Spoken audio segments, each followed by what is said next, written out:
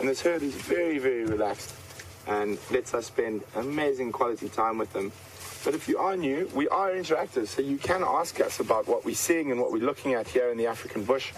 And you can do that by emailing to questions@wildearth.tv, or you can use the hashtag SafariLive if you're on Twitter.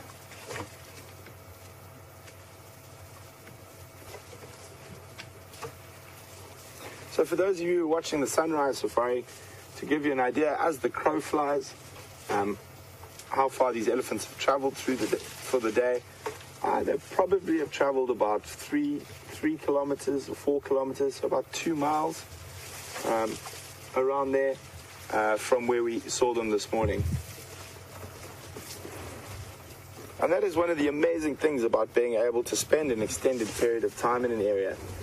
You do get to recognize individual animals, and it is a very special thing to be able to follow up on a herd of elephants that you see regularly, or leopard or lion, and get a sort of glimpse into the life of these animals.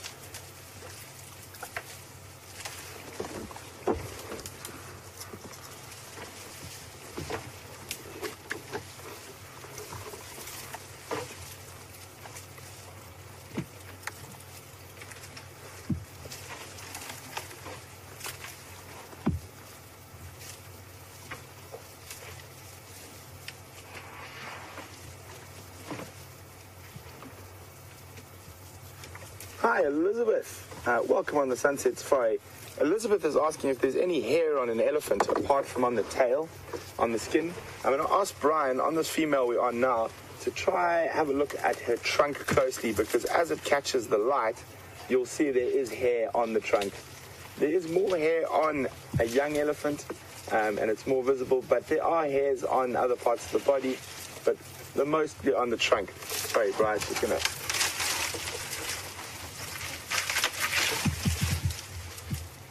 Go. We're just trying to get a good look. Sorry, that other female behind is just pulling on a branch quite nicely. You can see how strong they are. So, Elizabeth, if you look carefully as the sun catches on an elephant's trunk, you will see hairs. Or maybe they'll come close enough that we can zoom in on the hairs. But I've just heard Scott's nearly at Buffelshoek Dam. So, and there we go, under the mouth as well, there's quite a lot of hair. I'll just try to get a quick look. There we go. You can see the hair there, Elizabeth. So Scott's about to arrive at Buffelshoek Dam, and there's a very good chance that there might be some elephants drinking or playing there. So we're going to cross across to Scotty as he arrives at Buffelshoek Dam. Hopefully you guys have some really good luck while you're there, and we'll be back with you a little later.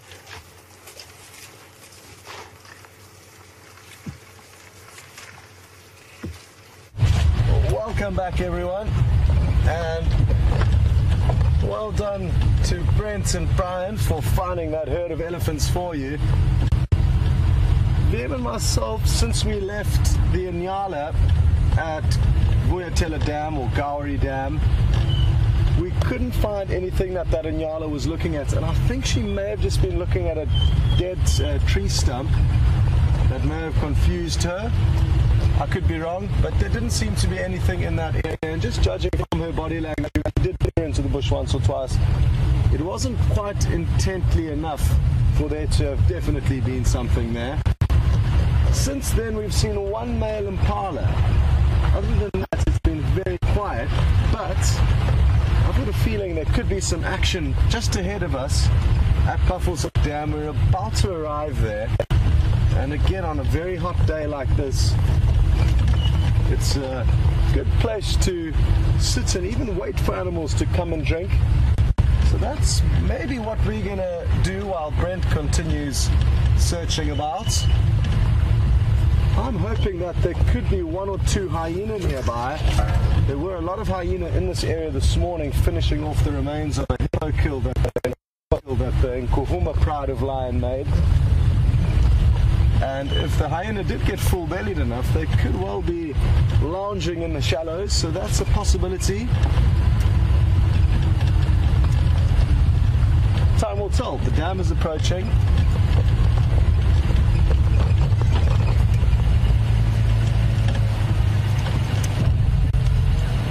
just looking at tracks on the way in to see if there's anybody interesting that's come or gone from here. Looks like a few elephants have passed by quite recently.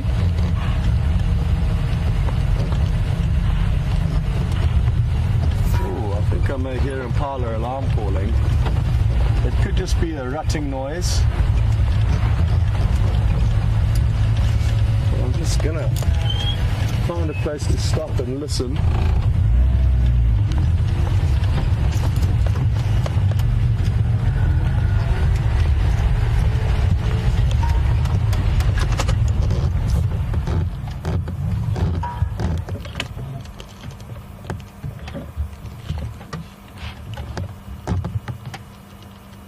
I could have been dreaming, but I'm fairly certain I heard the nasal snorts.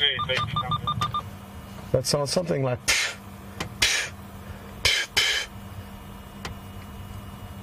is a noise that impala will ring out if they do see a predator. But if it was impala, it could also have been the end of their rutting chorus. They let off the most bizarre noise as they run around chasing one another during the mating season, which is right now. We're in the thick of it. So it could have been that, or my imagination. Wishful thinking. No different to the buffalo at Gowrie Dam. These boys are also still very relaxed, chewing the cud, waiting for things to cool down before they head off to get something to eat.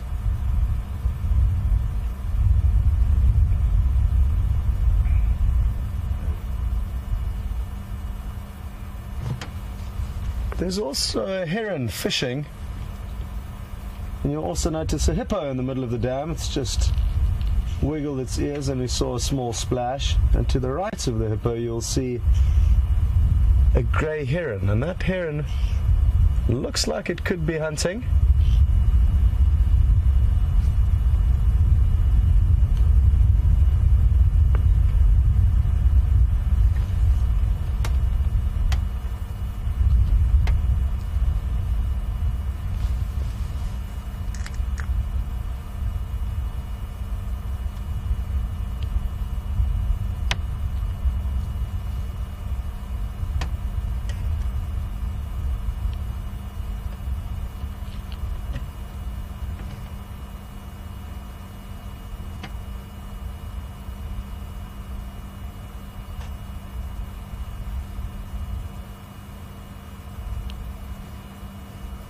The hippo moved ever so slightly and has gone under the water, and you can see the ripples coming towards the heron now. It's incredible how focused these birds remain for prolonged periods of time as they wait for any little fish to swim past. Oh, look at that!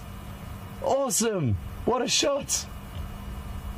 Well, I really didn't expect that to happen. Not having just watched it for about 30 seconds, they can spend hours waiting to catch a fish, and that was incredible the way it unleashed that spring-like neck into the water. Well, we'll leave it to continue hunting and go back to that hippo. We've got a question from Gail in New Hampshire. Now, Gail is interested to know how long this hippo holds its breath for. So what we're going to do is we're going to sit and watch this hippo and time exactly how long it's holding its breath for. They can, Gail, hold their breath for 3 to 5 minutes, but let's see what intervals he's taking here. So that was a short breath, I think, and I'm timing.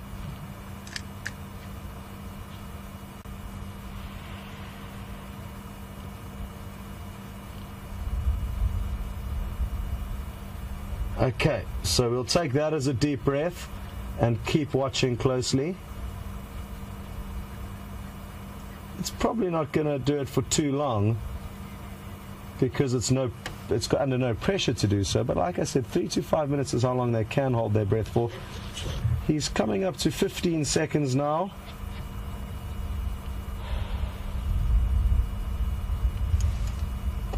And while we wait for him to take his next breath, you may notice it's got some very deep cuts and scars on its back. They do fight ferociously with one another, and they've got huge teeth.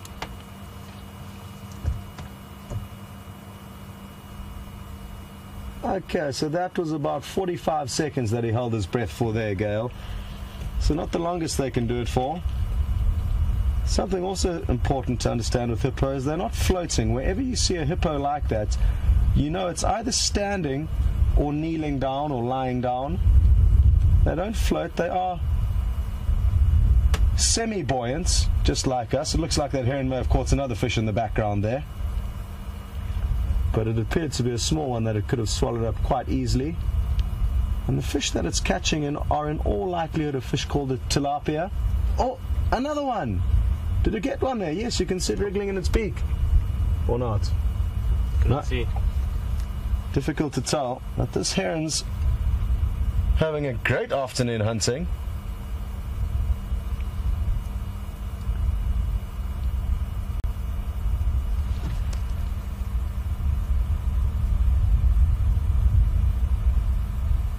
It's just mind-boggling to think that this water is so murky and muddy. Oh! Well, there we go. This is incredible. Wow. I think we may have found the most successful hunter on Djuma, and it's a grey heron. Oh, awesome. I can hear elephants. And they're getting excited. They know they're getting close to the water, and they're going to come charging in at any moment. I'm just trying to establish where the noise came from. But that's some good prospects. We'll keep... Oh, and the heron got another one. This is absolutely epic hunting that we're getting spoilt with here. And you can see it's just taking a drink to try and wash down all the fish it's been catching. You'll notice that it doesn't even kill them, it just swallows them whole, head first. But it's obviously got very, very strong digestive juices in its stomach, because you wouldn't like those fish swimming around for very long in your belly.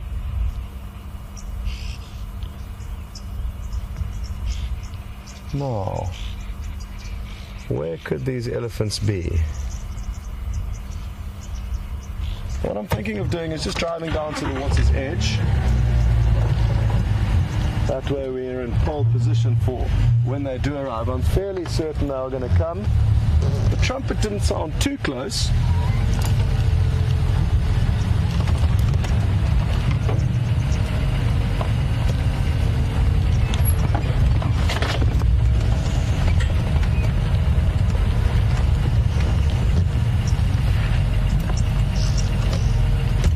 One second.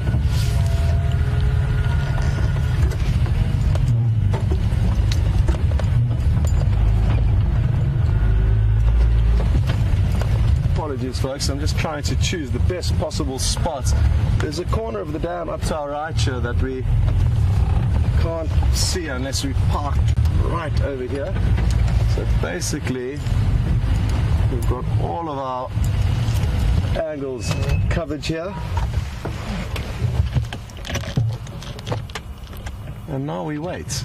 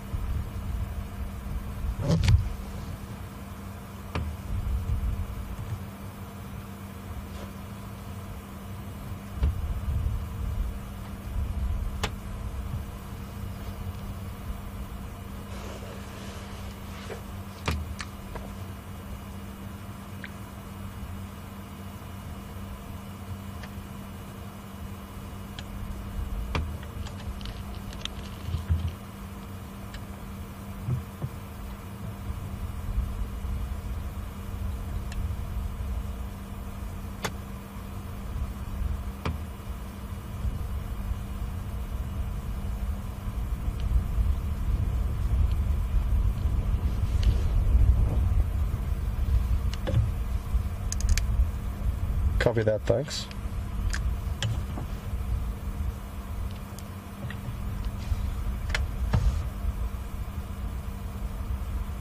There's a gentle breeze that's picked up now, and it's a welcome relief, because earlier on it was dead still, and I'm hoping this breeze is gonna cause the animals who are hiding in the shade to come out and reveal themselves. There's a beautiful bird approaching us on the right hand bank here, Wium. And if it continues to come a little bit closer, we should be able to get some great shots. And this one I'm going to leave up to you to identify. So please send your thoughts through to questions@wildearth.tv or hashtag Safari Live on Twitter if you think you know who this beautiful iridescent bird is. And at the same time, if any of you are newcomers, a huge welcome. And it's hard to believe, but this is a live safari, so it's happening this very second, just many miles away from a lot of where you are watching from. And not only is it live, it's also interactive. So the email address and hashtag Safari Live handle on Twitter are again the same things you would use to send through questions to either Brent or myself. And please send as many questions as you can through, we really do appreciate them.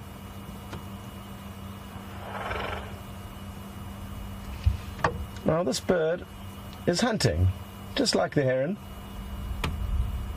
but for different prey.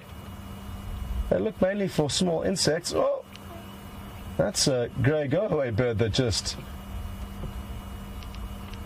upstaged the starling with a very dramatic landing, and now it's going to drink for us.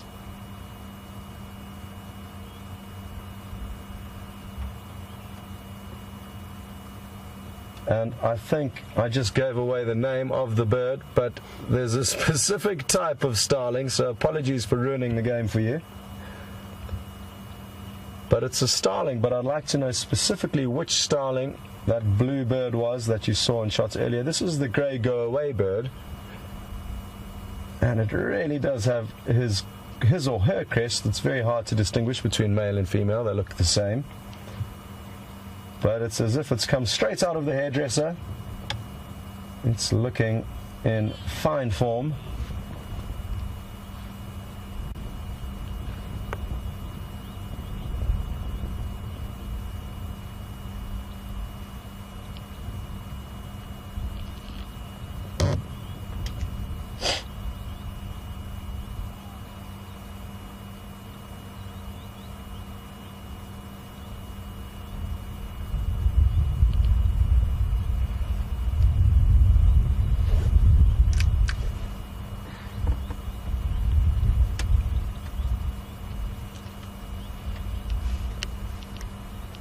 Well, congratulations to Joan in England. You were the first person to send through Birchall starling, and well done to you, you are correct. To the rest of you who got any of the starlings, well done, or just knew that it was a starling, that's a good start. For those of you who didn't know that it was a starling, I'll give you a few pointers as to how to identify starlings. It's quite an easy bird to identify in this area because there's no other birds that have this iridescent blue sheen other than the starlings. The Birchall starling has these dark ear coverts that you'll notice, and it is the biggest starling in this area.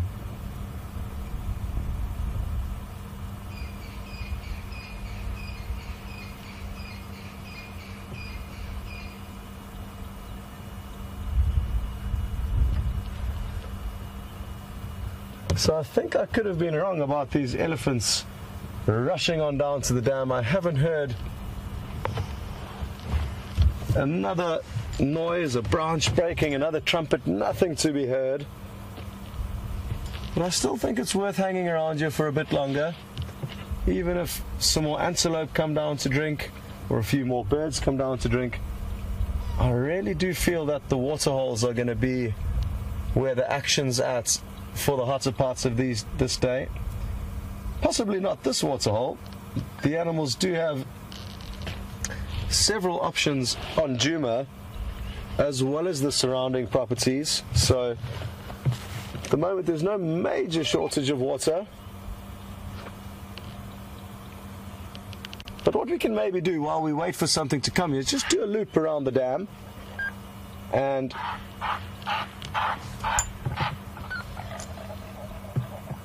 so it was an impala ratting earlier. You can hear that noise.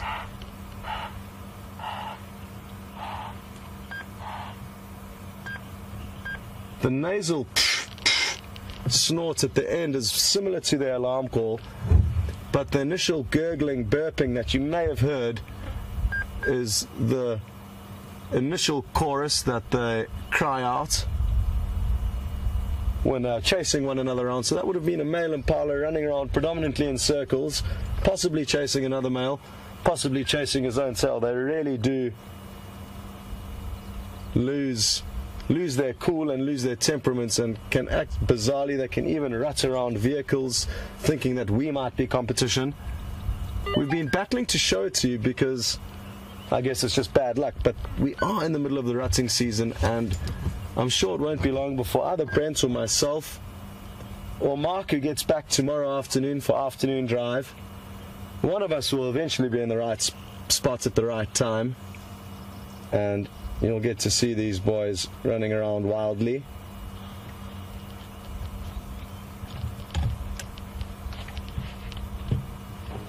Like I said though, let's carry on, do a loop around the dam and see if there isn't anything lurking nearby.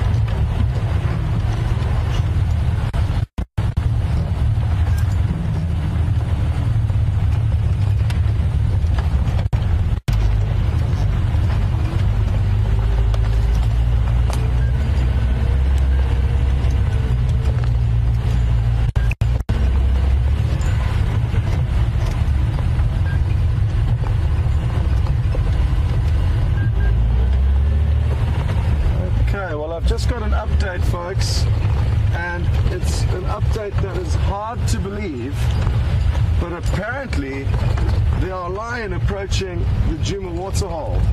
Now I'm going to try and get there as quickly as possible. There's some buffalo there. We're still quite a way off, and we're probably about to lose a bit of signal through this dip, so don't go anywhere. I'm coming back on the other side.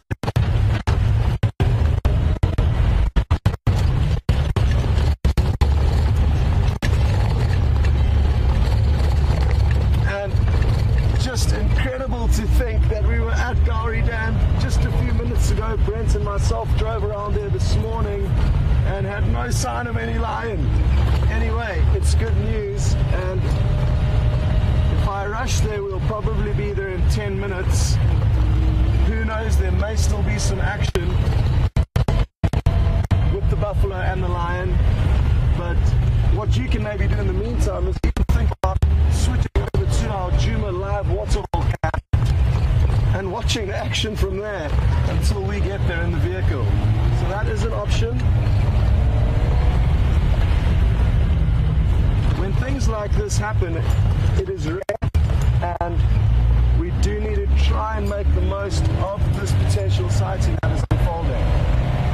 So hold on to your hats, let's go.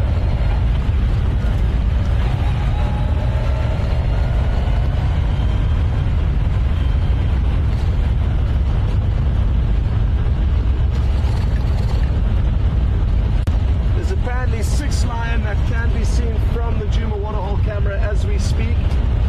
I don't have a clue who it could be. The Nkuhuma pride may have come back south, but I know they were heading north from the dam according to Brent's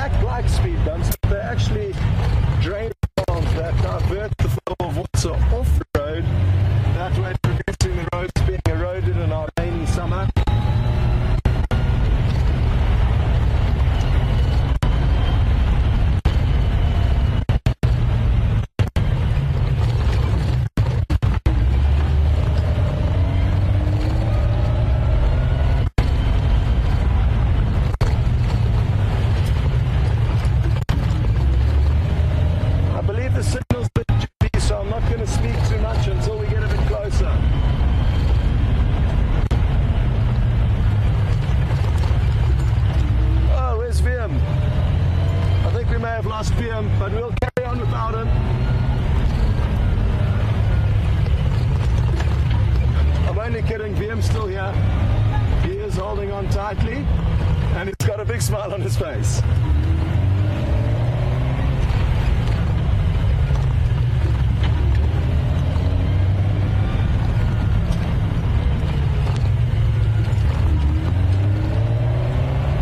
Okay, we'll be there in 60 seconds.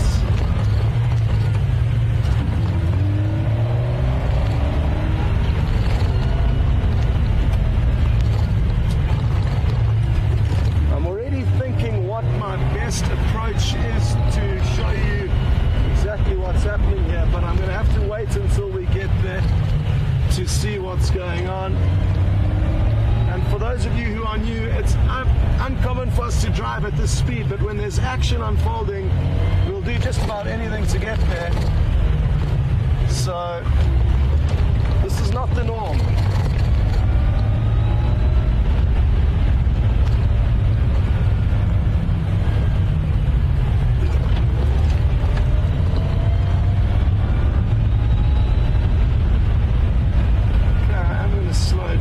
We don't want to create too much attention towards us or anything and impact on what happens here, but we are in the area.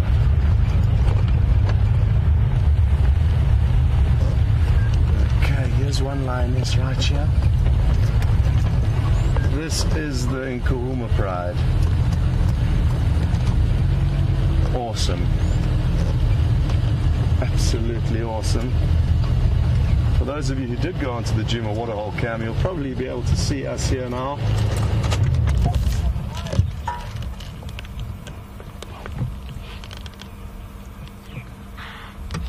Okay.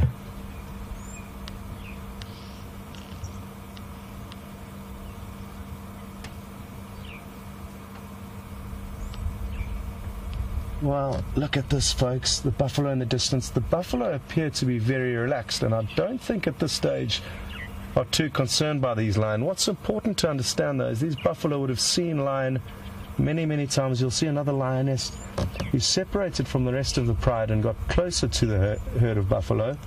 There's actually two there. So they have split up well into kind of a bullhorn formation. And only time will tell with what happens here. I have seen this pride attempting to hunt buffalo a handful of times. They have never been successful, not yet. That's not to say they haven't caught buffalo in their past.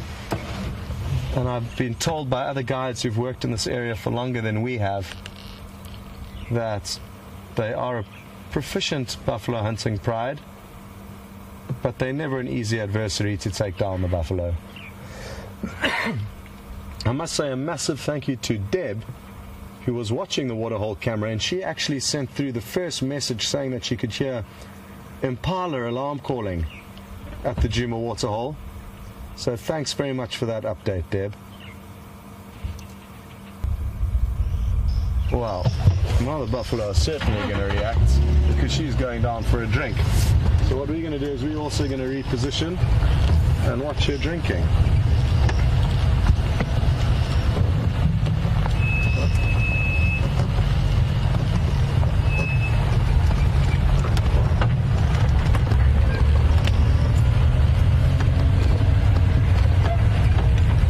Now we do just have to be careful that no buffalo run into us.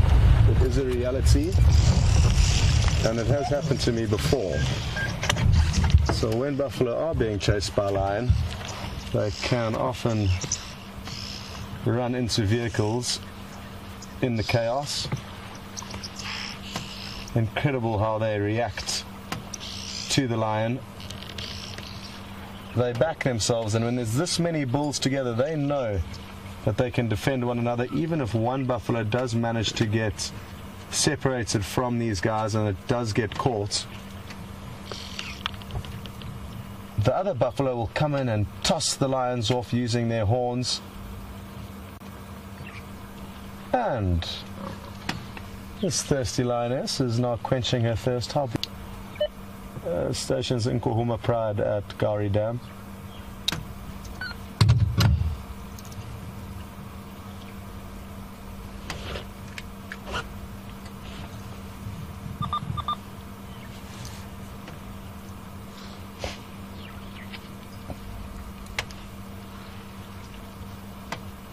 And how could I have forgot to mention a huge well done and thank you to the zoomies who are currently controlling the waterhole camera.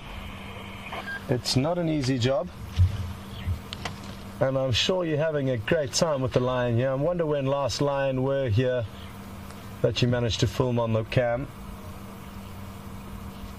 And here we have a drinking duet of lioness. Absolutely beautiful.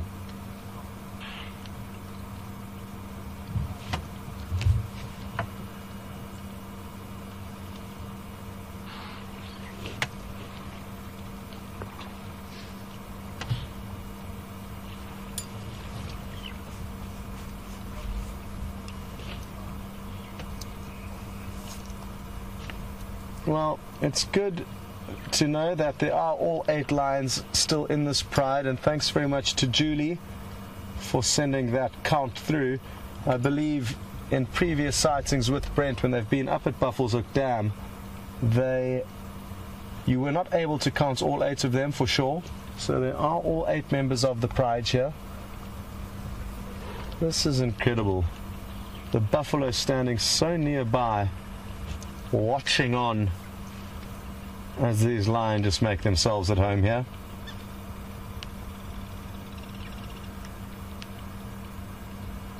And it just goes to show how impressive buffalo are and how much they back themselves, and rightfully so. They are massive animals that are extremely dangerous to hunt, and what we as humans forget is that animals don't have any medical aids or health plans, and if they get an injury it could result in their death. So they will factor this into the equation when hunting. Oh, and another one joins. Perfect. And it looks like the rest of the pride may come down. Imagine all 8 of them lined up there. That would be an absolutely incredible sight. I am just going to creep a little bit closer and try and get a better angle for us to enjoy this.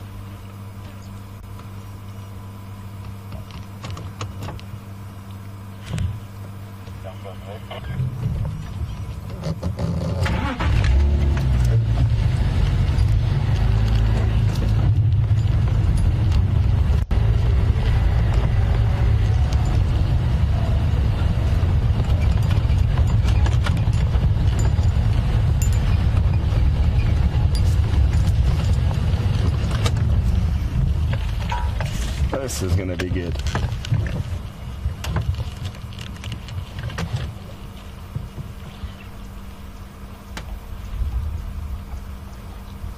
Well, you don't get much better scenery than this, folks, and I'm just going to keep quiet for a moment or two while we watch these lions getting bathed in perfect golden afternoon sunlight, having a drink.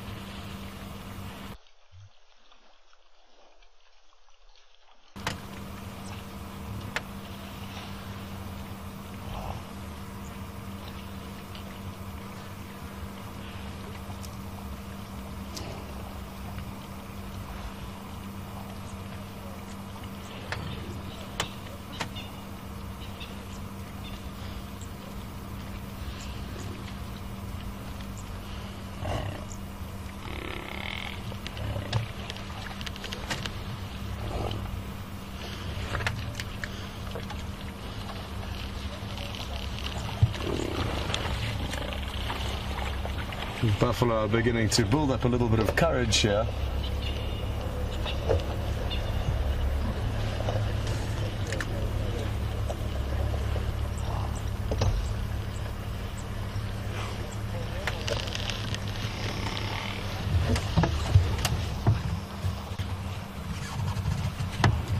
Sandra in Pennsylvania, good afternoon and welcome.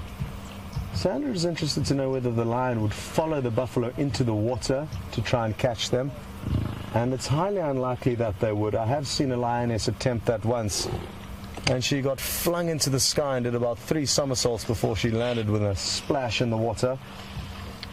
The lions can't move as quickly as the buffalo can in the water, and know that it's certainly more dangerous. What the buffalo will do is they'll reverse into the water and confront the lion's head first, and that way often avoid getting attacked in the water. And again, this is specific to the lion of the Sabi Sands, who are not very used to being in the water, whereas other lions in areas like Botswana and the Okavango Delta, where they may be forced to become used to water and crossing rivers, there they may be more prone to hunting buffalo in the water and in channels that flow through the delta.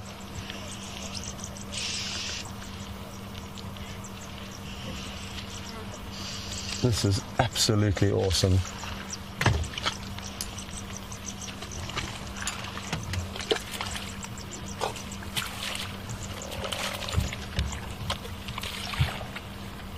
There's some buffalo, one buffalo coming up to the vehicle. This one's passing by in the mud. The others are giving us a little bit of attitude. We're not on the lion side. We're just bystanders watching what's going on here, Mr. Buffalo.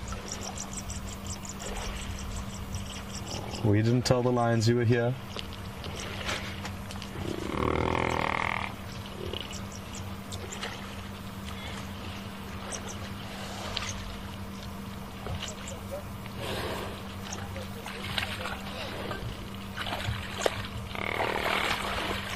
The fact that these lions are still full-bellied, they only finished feeding on a hippo that they fed on for over 48 hours.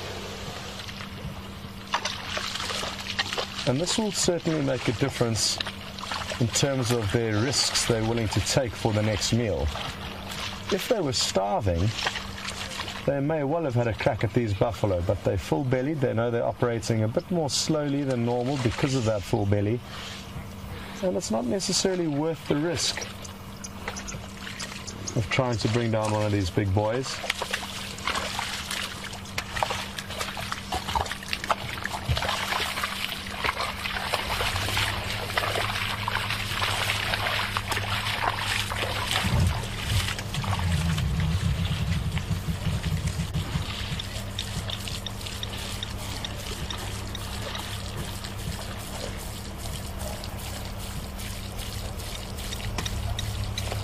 The lion are all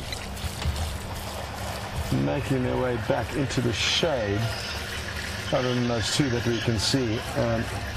There are a few buffalo that appear to be following the lion actually, and that's quite interesting to see, because the buffalo would prefer to know where threats are. Ooh, something could happen here, something is going to happen here, because the lion can come from the rear of that buffalo. There's lion both sides. This is awesome. The ones on the dam wall have flattened themselves completely, and now this buffalo is starting to chase the lion. And I'm going to actually just have a... You see, here we go. This is the action we want. But not on the vehicle, so we will let them come past. And that was exciting. Sorry about the camera angle, but Wium had to do some evasive camera work there, and we just reversed up onto this hill to get out the way.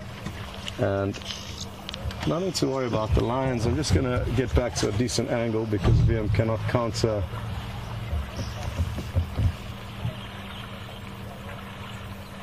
the camera mounting at the angle we're sitting at. But phew, that was exciting.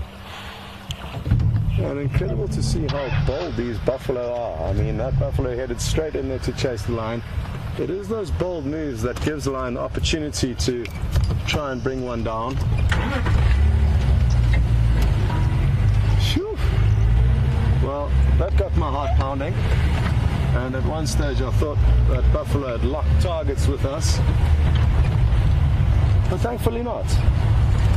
So I'm just going to reposition the vehicle now. The majority of the lions are all behind this buffalo thorn tree and may even move off from here, so I just want to try and get a grip of what they're doing. There was only one line left on the dam wall, so I think this is going to be our best spot, at least for the time being.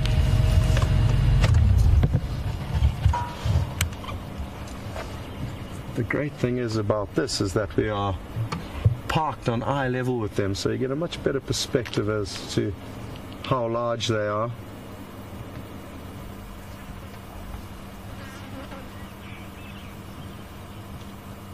Absolutely awesome.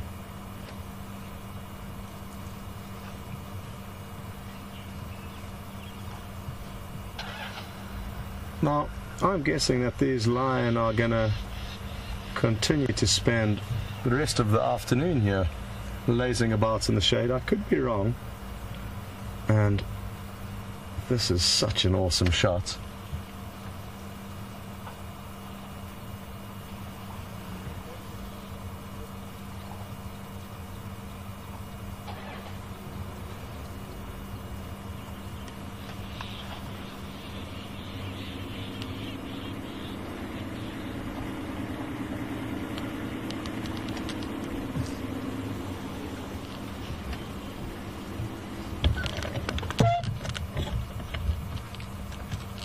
Got an interesting question through from Grace in Dallas. Good afternoon, Grace. And I hope you're enjoying this lion sighting with us. Grace has noticed that they all seem to know when to take up certain positions and how two of the lionesses had split up and splintered to one side of the dam wall, leaving the rest of the pride here. And it's all through silent communication, or telepathic communication, and you could almost related to how sportsmen become used to playing with team members, and without even making a call they'll understand what one player might do. And I think it's very similar with the lion. They spend day in and day out with one another, and therefore get to know one another's characteristics and hunting styles. And this is how they split up. They kind of each know the job and their role. They just go about their business and do it. Sometimes the youngsters and learn the fine arts of hunting. They can come charging in and blunder opportunities for the rest of the part and parcel of being a lion growing up.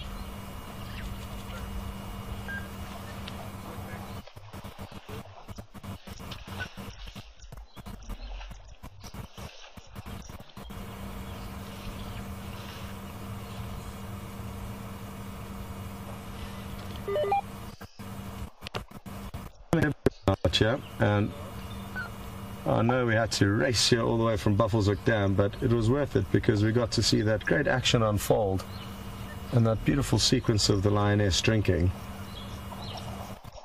before this happened. And like I say, I think they're going to be stationary here until just before the sun goes down. It'll be interesting to see if they take the chances are a little bit higher at catching a buffalo after dark, and they certainly are. And won't it be nice to see a bit more interaction between these two species?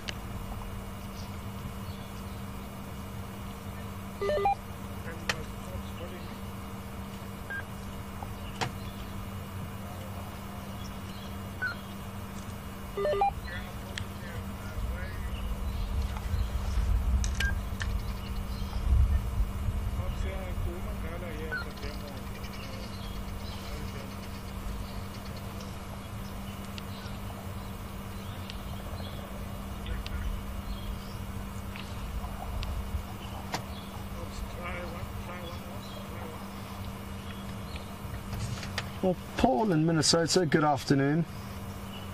Paul's noticed that one of the lionesses appeared to be more full-bellied than the others, and that certainly was the case, and isn't uncommon amongst prides of lion. Only the strongest and fittest will get to feed on the most, even though they have been feeding on a hippo for 48 hours. The clever lions are the ones who eat as much as possible, because there's no way of them knowing when their next meal is going to be. So it looks like some took advantage of the situation better than others.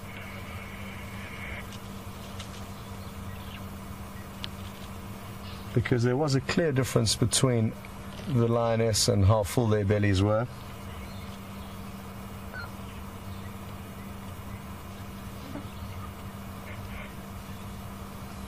I wonder where they were hiding today. And it never is an easy business tracking these animals down. But evidently the last tracks appeared to be heading north. They could have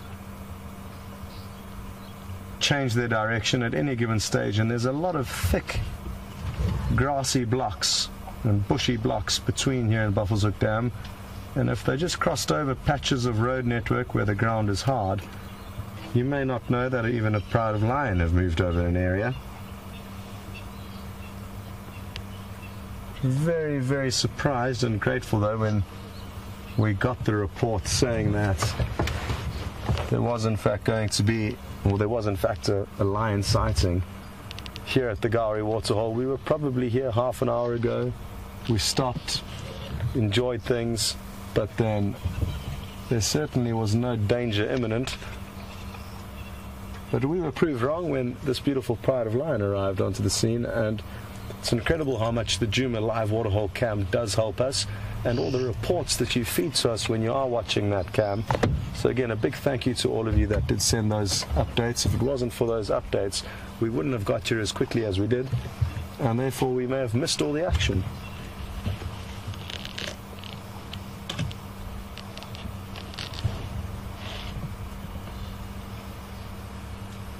Well, it's been a great afternoon so far. We started off with some elephants and Brent, then the heron hunting at Buffelshoek Dam, now the lion hunting buffalo. Well, kind of, you could say there was a bit of a scuffle or a skirmish between them at one stage, but we'd be giving the lions too much credit if we could say that that was an attempted hunt. They were more interested in quenching their thirst than looking after their appetites.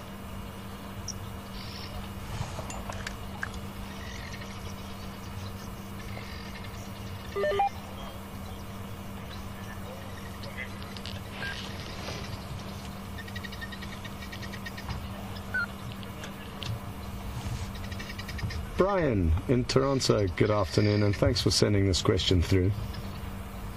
Brian noticed that the four lionesses all lay very close to one another while they were drinking, and what's the reasoning behind that?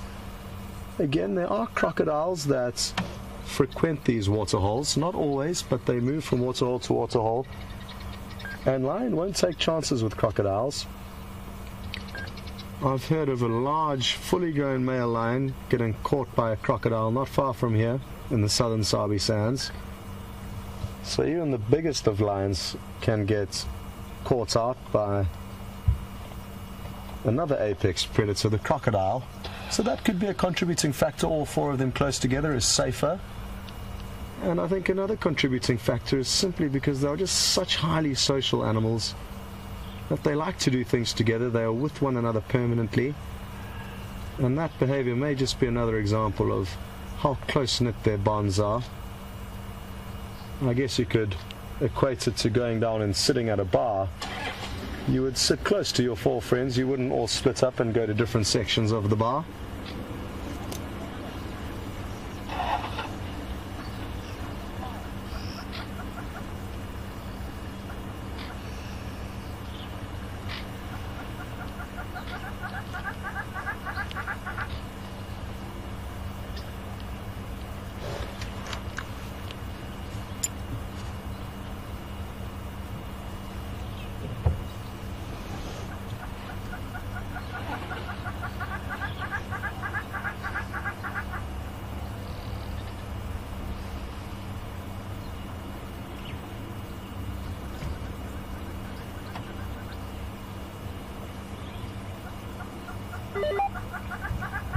Grace in Dallas would like to know, if lions only drink once a day or if it varies.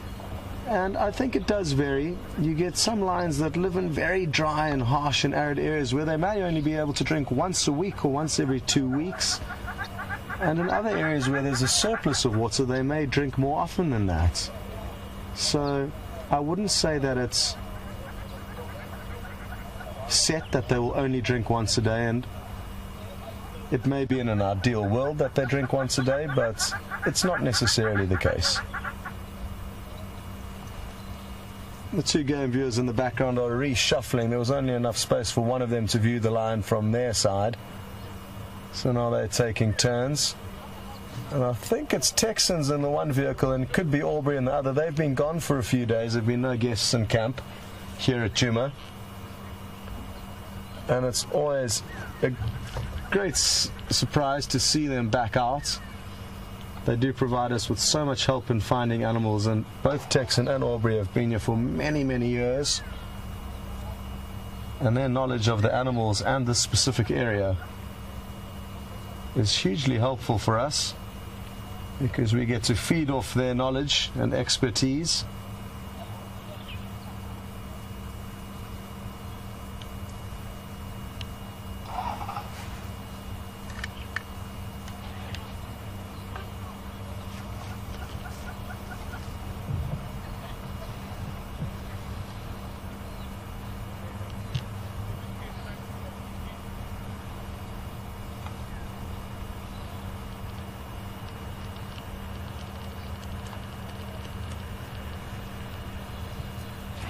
We've got the same question through from two different individuals. One's Halal Bonner and the other one's Sally. And thank you to the two of you for sending through the question. They haven't been watching for the last few days and are interested to know whether or not this is the same pride of lion that has one lioness who's given birth and has some cubs stashed away. No, sadly it's not. The lioness from the Styx pride, there's two of them, I believe, to the south of us. We have seen them very occasionally. But it's one of those two lionesses from the Styx pride that allegedly has given birth in a major riverbed that flows through Djuma, but then out of our property into the southern bordering property. And it's somewhere there that there's apparently a lioness with cubs. It'll be interesting to see when next the lioness from this pride give birth, because I think they are no longer going to be required to mother the two smaller cubs that are in this pride, and within the coming months we could expect to see some new additions to this pride, hopefully.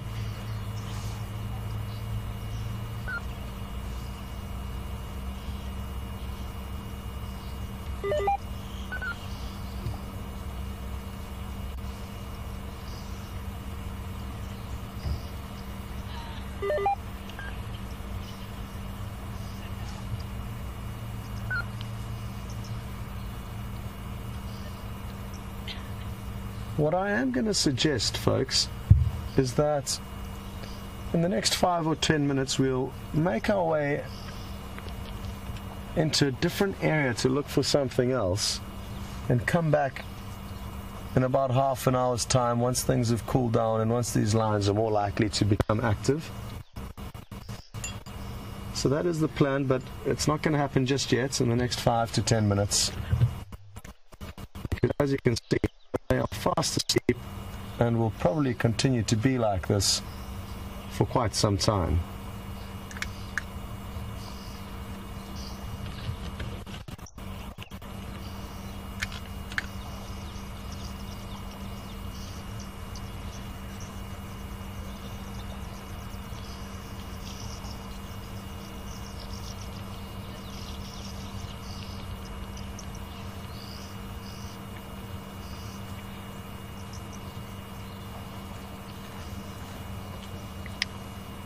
Susan in the Netherlands, good afternoon and welcome on board with us. Susan's asked a great question. She's interested to know, how old will lion cubs be when they start to participate actively in the hunts? And anywhere from a year upwards, their curiosity can start leading them to join into the hunts, but more likely from a year and a half to 2 years, they're going to be actually contributing positively to the hunting. A lot will depend on the individual. Some will always be clumsy hunters, and others will always pick it. Some others will pick it up naturally. I have, though, in one scenario, seen lion cubs that were only 8 months old latch onto 2 impala that the rest of the pride chased into the cubs through default. And these 2 cubs that managed to latch onto 2 separate impala were literally getting dragged around by the impala. They didn't realize exactly what kind of a conundrum they got themselves into, because they instinctively jumped onto the impala that ran straight into them, and then with their razor-sharp claws they just clung on for dear life until the adults came and dispatched the impala. So even under a year, the lion could get lucky.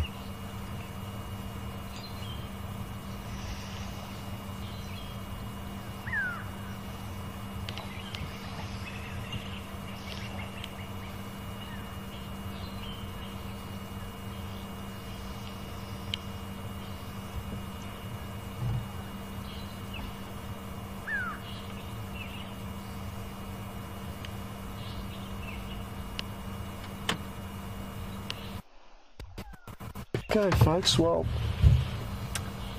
like I said, I think it's time to go and search for some other action while these lions are fast asleep. And just so that all of you know what's going on here, the lion are just lying up here where you can see them now. There's probably about 25 buffalo bulls in the waterhole, which is just behind us over here. The lion did have a very half-hearted attempt at trying to take down the buffalo a little bit earlier, but they're full of hippo that they've been feeding on for the last 2.5 days. So their full bellies are also contributing factors to their hunger and their will to take on a buffalo. It's a very dangerous quarry. But I think if we come back here a little bit later, once it begins to darken and the lions then have the cover of darkness, things may be a little bit different. In the meantime, though, I think it's time to cut across to Brent and see how he's coming along on his Arethusa adventure. We'll see you later.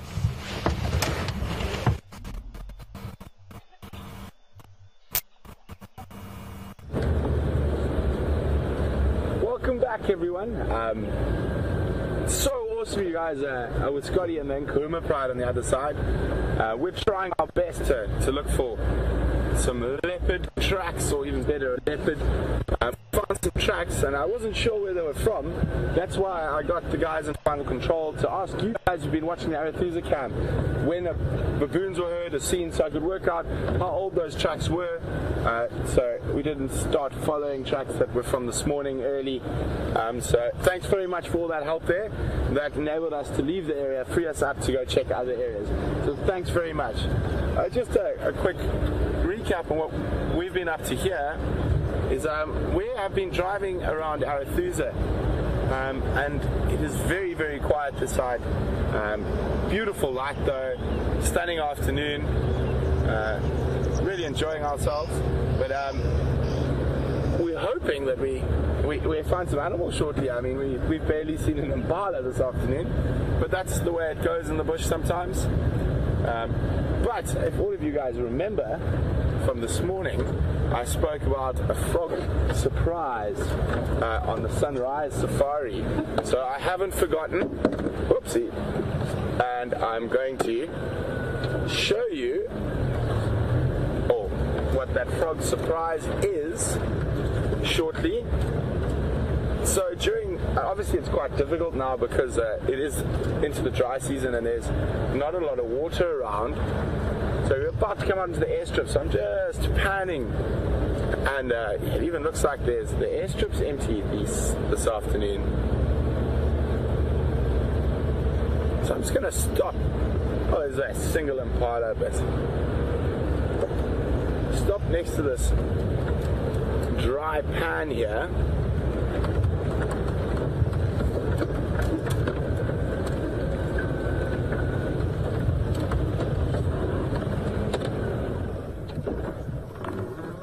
So always a really good spot to talk about. Let me just move the car a little bit so you can see a bit better.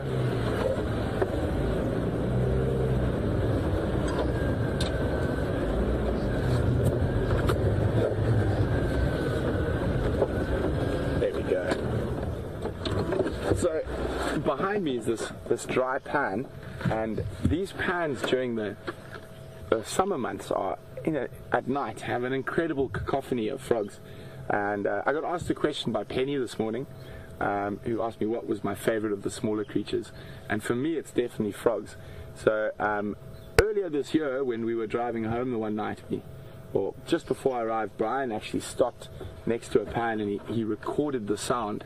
So we're going to play it for you now. Obviously it's quite difficult to imagine this dry, barren pan behind us, the noise that comes out of it.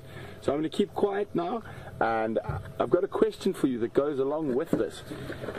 It is, how many different species of frogs can you hear in this recording? And this is at one pan, and you can send your answers to questions@wildearth.tv on email, or just use the hashtag SafariLive on Twitter.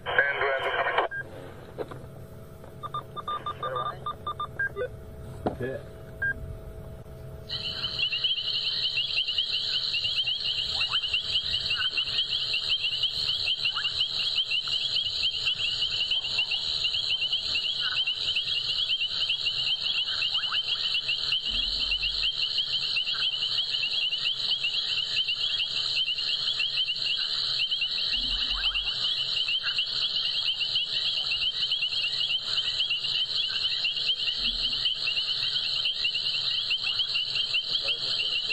Did you see the firefly? That last bit was Scott saying, did you see a firefly? So there was obviously fireflies at that pan as well. So give you guys a while. How many species of frogs do you think you heard in that little recording? Thanks very much for that, Brian. So as you can see, if we have a pan around, the airstrip's quite desolate. There's a single impala grazing off to the left of us, and a couple of lapwings and a couple of starlings is all I can see. But I mean, look at that sky, isn't that magnificent? Not a cloud in sight. You see that color lower in the sky where it's a bit lighter? That is actually a lot of dust from as it gets drier, and also from fires with controlled burns. And that's how we get those incredibly red and spectacular sunsets, is because of that layer of dust that is sitting just above the earth. So we're going to continue on and see what else we can find.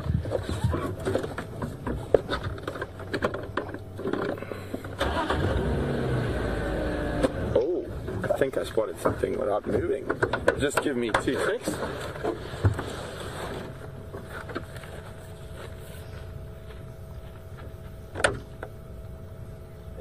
I really wish you could smell this.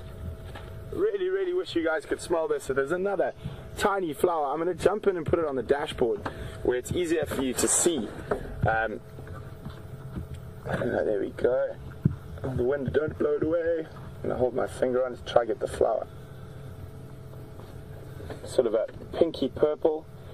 Now if you see, it's quite similarly shaped to the wild basil we saw the other day. It is smaller and more refined. I'm going to pass Brian a few little seeds to smell, and whenever I smell this one, I think of go back to my childhood. And what do you think that smells like, Brian? Licorice. It is licorice. Oh, it's delicious. This is wild aniseed. So another really cool one. You can also cook with this one as well if you like licorice. I'm not the biggest fan of licorice myself. I have some bad childhood memories of my grandmother trying to make us eat licorice, even though I didn't like the taste. So when I smell it, I sort of go a little bit. But yeah, a lot of people do like it, and it's very strong, the aniseed smell in this. Wild aniseed, another nice little herb that we get out here. And again, this has probably just come out because of those last rains, and this will be probably the last of a fresh aniseed we're going to find for the season. I'll keep that so we show everyone later.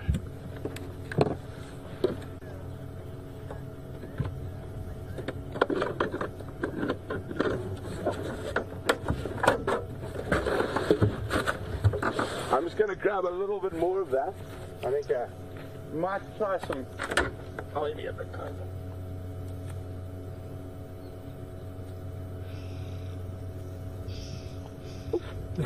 That works. So I know we do have a few people in camp who are big fans of licorice, and it'll be quite nice to experiment at home cooking with some of our wild herbs. And we've got some answers in for the frogs. We have 3, 4, and 8. I'm trying to remember. I think I got 6 or 7. I'm just going to remember now quickly. So we will play it again, so I can name the species. And we're just going to get into a spot where we can listen again quickly, and I will tell you the different species we can hear. I've got the frog book handy, so I can even show you what some of those species look like. We're going to position ourselves out here in the open, so if something does happen to wander onto the airstrip, we've got a really good, almost 360 view around us. So I'm going to ask Ryan to play that again. Okay. There's a beautiful little frog called a painted reed frog, and just now you can hear this reed almost like a bubble. There we go, that bloop bloop, bloop bloop, that's a bubbling cassia. And then in the background you hear this wah, wah, wah, wah, wah, wah, the red-backed toad. And there's another little high-pitched one, it's quite difficult to describe, it's in between there. It's a golden leaf-folding frog. You see the firefly? And then there was one of my favorite little frogs there, so I've got 5 favorite little frogs in there called, there might be another one.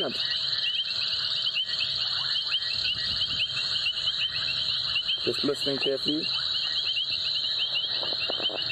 Yeah, I got 5, definitely. There's possibly another one, but right in the background. And the last one is one of my favorite little frog species, and it's tiny. It's called a dwarf puddle frog. And a dwarf puddle frog is literally the same size as the fingernail on my thumb here. And they are tiny, tiny little frogs. Not the prettiest, but probably one of the hardest to see because they're so small. And we'll start with the first one that we hear. I do remember what number 6 was there. I could hear a grey tree frog or a foam nest frog. So there were 6 species. So I'm just going to go start with that. There we go. The first one that I can see here is the golden leaf folding frog, which is quite a pretty little frog. There we go. I'll pop it up here. So with frog species you get a lot of variation in them. So those are both golden leaf folding frogs, and they both look very, very different. And obviously called a leaf folding frog is they fold over leaves to lay their eggs inside above the water. So a golden leaf folding frog, and that's one of them. And the next one is, oh, beep beep beep beep to you too, digital radio. There we go. The most prevalent frog call in there is a painted reed frog, and I've got him in a second here. So they are really, really beautiful. I mean, and they have incredible variation in colors. So there we go. Painted reed frog. That's a painted reed frog there, and then there's another page with some pictures of them.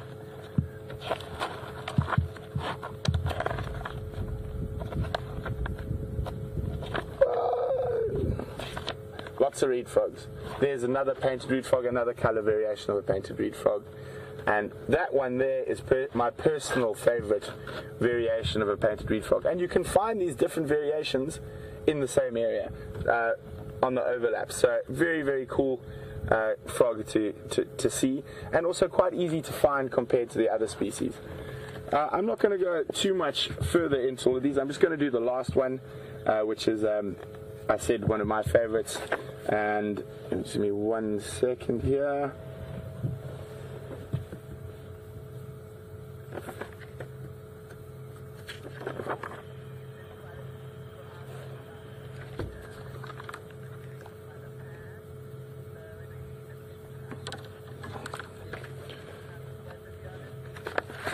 Yeah, so, well, and this is the tiny, tiny frog called a dwarf puddle frog.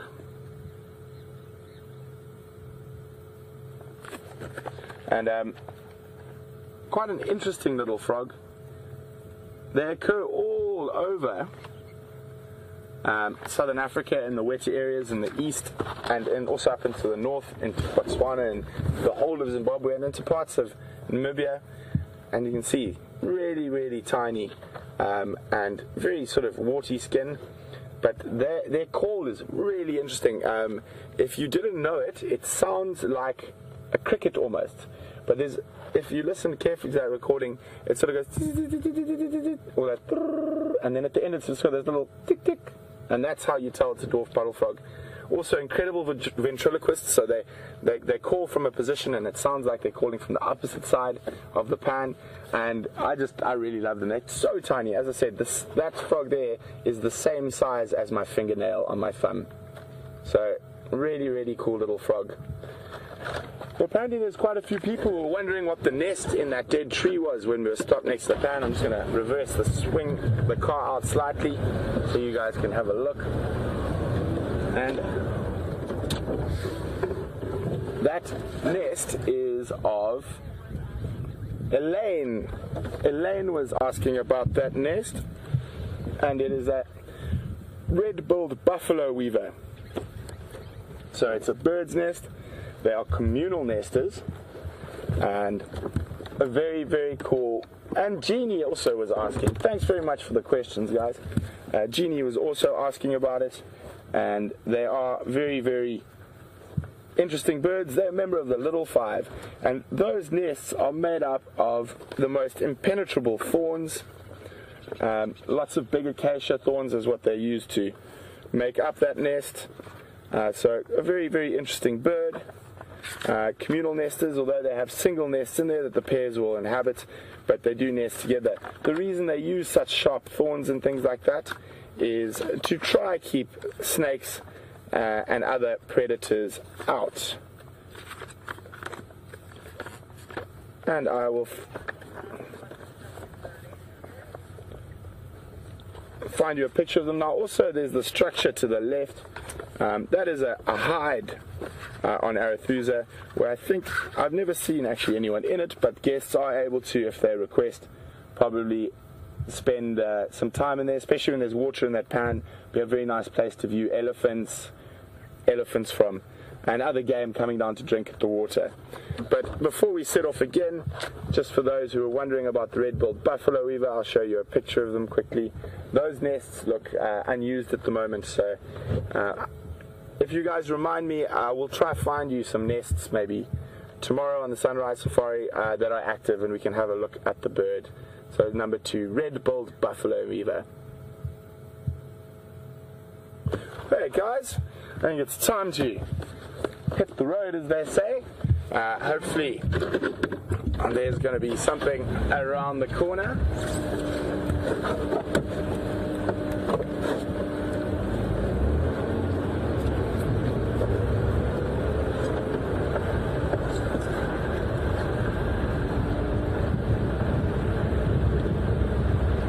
Justin, welcome on the Sunset Safari.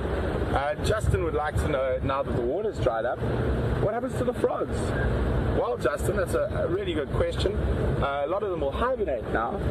They'll probably form, especially some of the toad species, and that will form, they'll dig into the soil, and in there they will have, they secrete a sort of mucous membrane on the edge of the soil that keeps them moist so they don't dry out through the dry season. Other species of frogs will actually move towards permanent water bodies where there is moisture. So they're around, but they're hiding.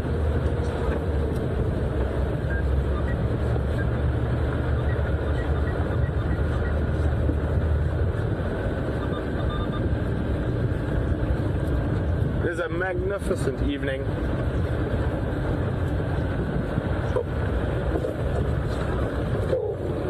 What was that? Just want to have a quick look for the birders out there. There's a Scott and I have both seen on different occasions a bird that we would really like to show you called a dusky lark on the airstrip, but I don't see him today. No, unfortunately that is not. There's just a little rufous nape lark. Oh, anyway, we'll keep moving.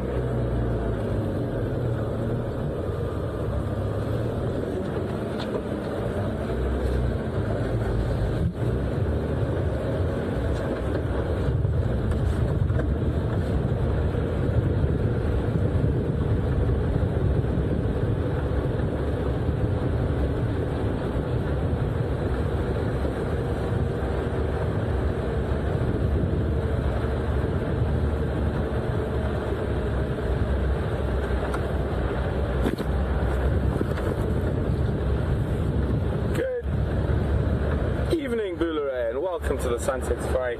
Flora is wondering what the rest of that wild aniseed looks like, and I will show you right now. There we go, Bouleray. So you can see this one's already starting to. So the other thing is why it's quite okay to pick a plant like wild basil or wild aniseed, is that it only grows for a very short time and then it dies. You can already see these seeds have died, so they are ready to be dispersed. So it means that even picking one, they would never survive the whole year. They would eventually disappear during the dry season.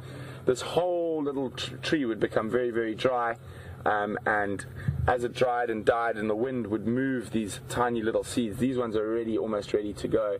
And they would blow them throughout the bush. A lot of these things are always on sort of very sort of disturbed areas that have short grass and a lot of movement on them. So that's why it is okay to pick these specific perennial herbs, and they're really great for in the kitchen.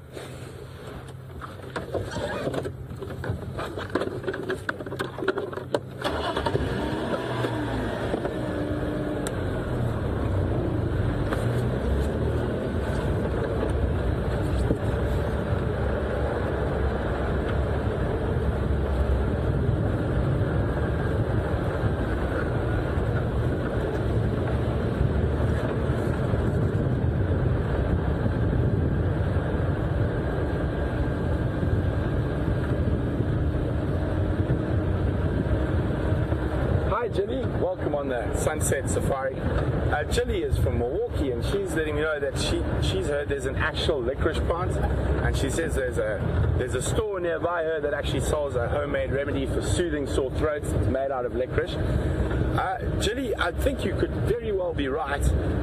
Unfortunately, if there is a licorice plant, I don't know if it occurs in Africa. The only sort of one I know is this wild aniseed that we get here, and other places in Africa where I've been, in Tanzania and Kenya. But you could be very well right. So maybe you guys could actually have a look and look that up for me. Is there another licorice plant apart from aniseed? And that would really, really help me. I'd really appreciate that. So if you guys could look that up for me, and you can send the answers to questions@wildearth.tv, or you could just use the hashtag Safari Live if you're on Twitter. Hello, impalas. There's a nice, successful impala bull. He's managed to sequester his harem. You can really see he looks like he's starting to lose a bit of condition from keeping the girls in order and trying to make sure the other boys don't get near him.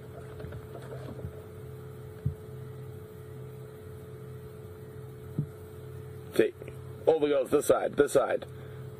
There's men to the left, there's men to the left, don't go there.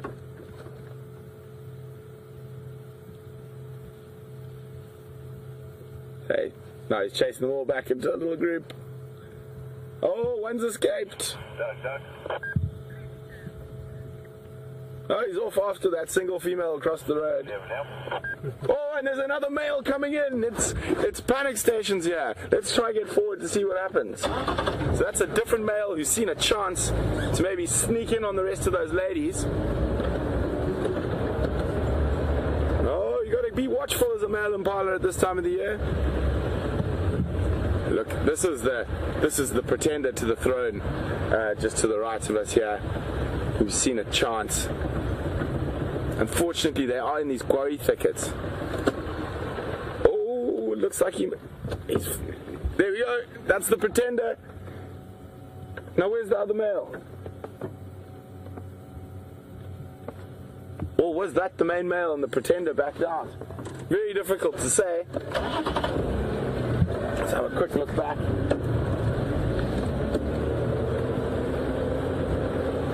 Oh, dear. There's the pretender. I can hear another male. There we go. I'm just going to... Oh. There we go. Come on. Ah. There we go. Success. The pretender has been vanquished. His ladies are safe for now. And we thought it was hard work to get a date. So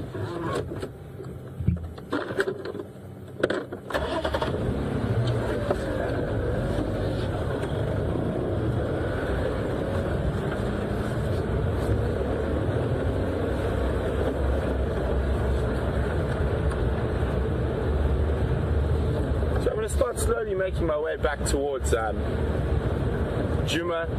It has been a quiet but thoroughly enjoyable afternoon here on Arathusa, and hopefully on our way home, this area is really the core area of Shadow's territory, so I'm still looking really carefully for tracks and things, and fingers crossed.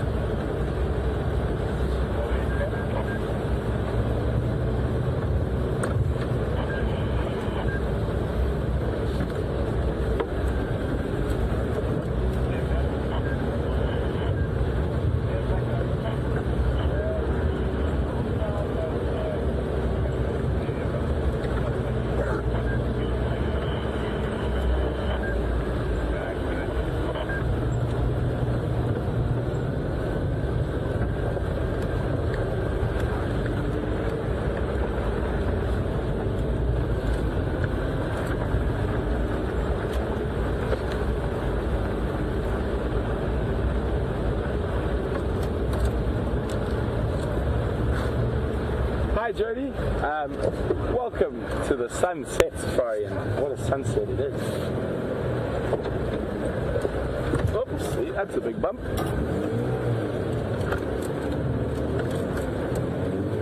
So, Jody would like to know, isn't the airstrip an area where you might find cheetah? Got something on the lens, sorry everyone. Quick little brush, there's a dust spot up on there.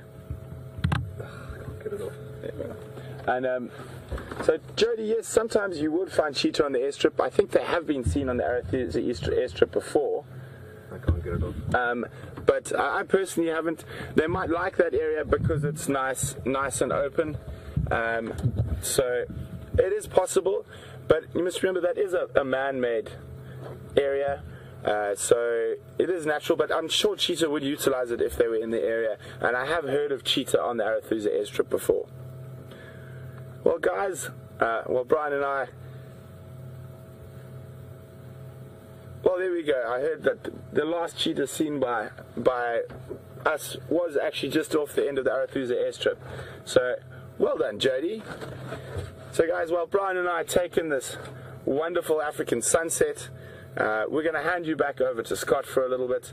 It's been great having you with me for a while, and I'm sure I'll catch up with you guys a little bit later in the drive. I'm going to keep fighting the good fight. Hopefully our leopard luck changes. It can't keep going on like this. But as I said, it's always wonderful to be out in the bush, whether we're saying big and hairies, or we're looking at the smaller things in the bush. So over to Scotty, and have fun with the lions. I'm a little bit jealous at the moment.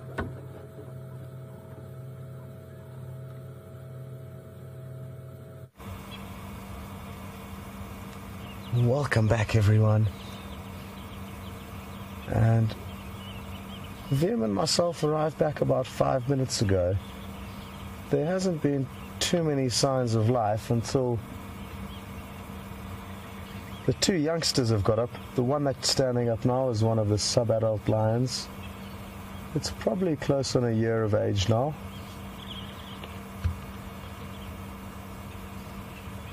And there's two of them of that specific age. There is a whole bunch of big male buffalo in the waterhole very close by. The lions are basically lying up on the dam wall. So there's lots of potential food in front of them. Buffalo, however, are very, very formidable prey and difficult to bring down and dangerous to bring down. The lions did have a very half-hearted attempt at chasing the buffalo earlier, but that was basically after the buffalo came in and chased the lion. One lone buffalo was brave enough to walk into these 8 lions and chase them around, only for a while before he turned on his hooves and was running towards the vehicle. We had to speed out of its way. It was coming straight towards us. So that was quite exciting. This beautiful young male is around 3 years old now. And sooner than later, he is going to be kicked out of this pride, probably by his fathers, or he's going to run for his life from a dominant coalition who's actually trying to currently chase this individual's fathers out of this territory. If a coalition of male lions got a hold of this guy, they would kill him. So despite his size and beauty, he's still got a long way to go before he becomes a dominant male himself. And like I said, it won't be long before he gets kicked out of this pride.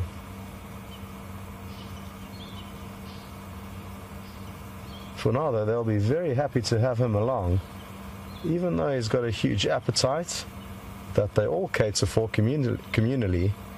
He brings a lot to the table when hunting, especially when hunting large prey like buffalo and even hippo, which was their last quarry. They managed to kill a hippo about 3 days ago at Buffalo's Hook Dam. An unusual prey item for lions to take down in this area. But it wasn't fully grown, which does make it a little bit easier. A full-grown hippo is a seriously hard target for a lion to take down.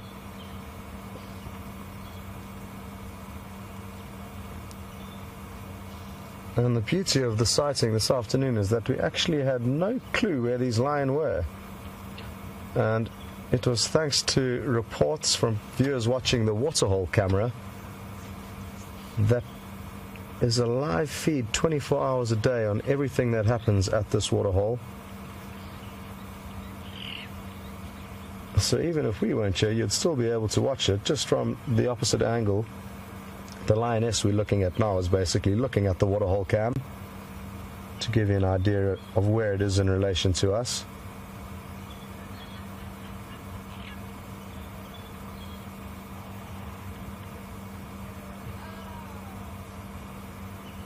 There it is. You can just see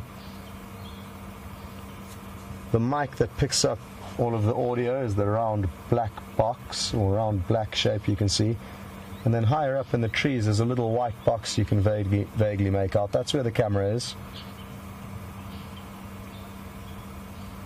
In a tambuti tree.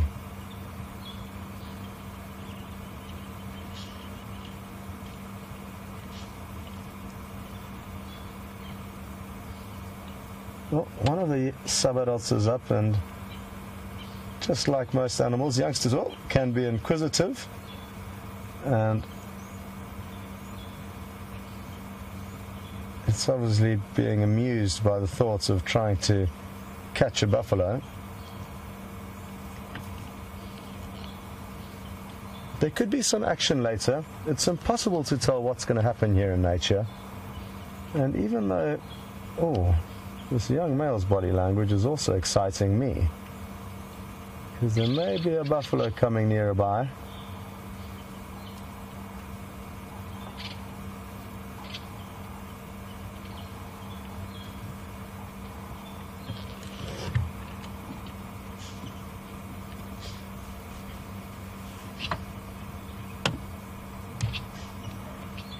But I have just got an update from the waterhole camera's perspective, and the buffalo are nowhere near these lion and haven't really moved a muscle, so that most of the buffalo are on the other side of the waterhole, and the buffalo know the lion are here and are in all likelihood gonna head off towards the opposite end of the dam. When the buffalo start moving, it could induce the lion to start trailing them.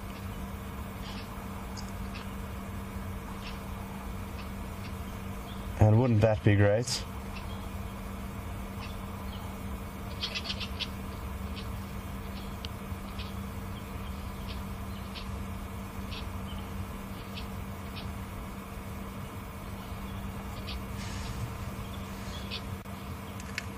And it's at this stage of the evening where lion do begin to, oh, this is awesome, really do begin to start turning into hunting machines. They know the cover of darkness aids them so greatly when hunting. And we can notice their body language changing. And this is good prospects for us. It's still very early to get too excited, but I can't help it. The prospect of these lions trailing after these buffalo puts a big smile on my face, and to see a showdown between such eternal enemies who really have equal opportunities at hurting one another really does excite me.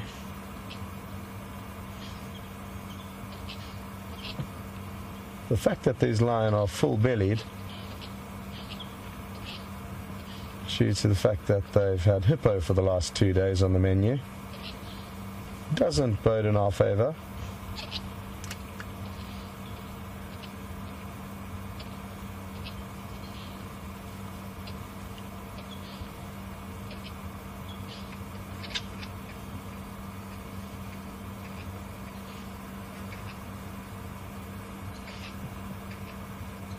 Well, we just got a question through from Lisa, and it was possibly just before I mentioned that these lions are getting excited as they know the cover of darkness is imminent.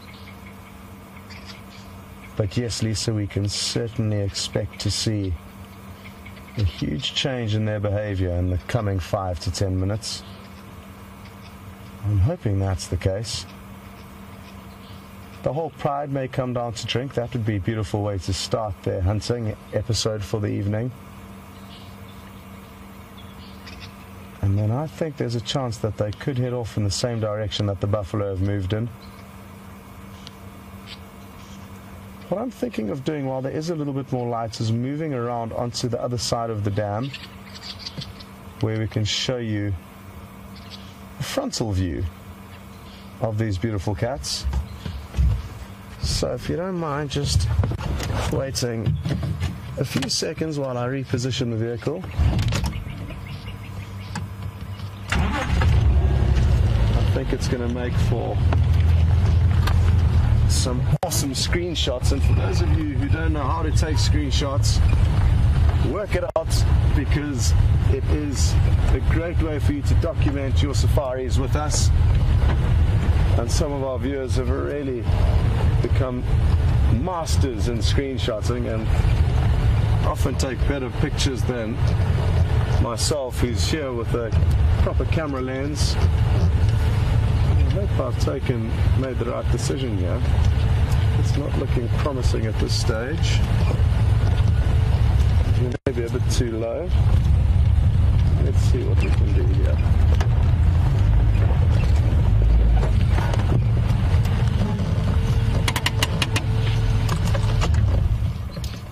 Gonna be able to work, Wium?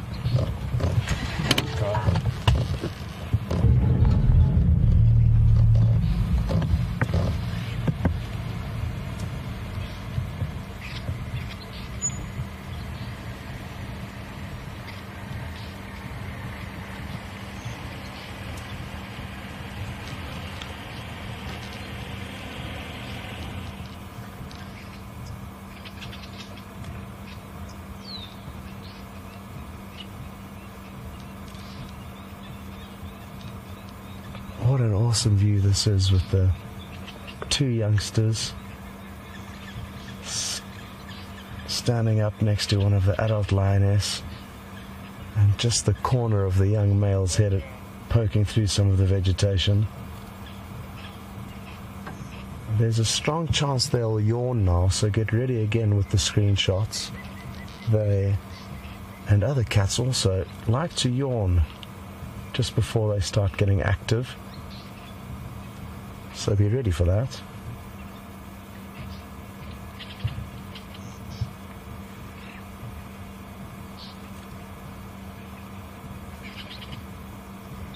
Well, it's almost like they've synchronized this.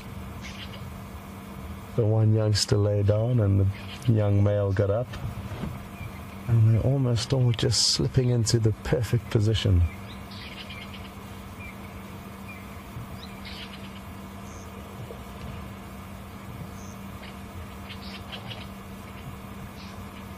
Well, there you can see the first yawn, and I'm sure there are going to be a few more.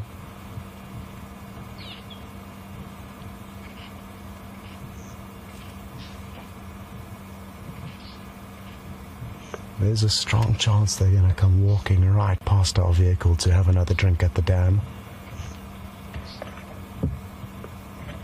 That will be absolutely epic.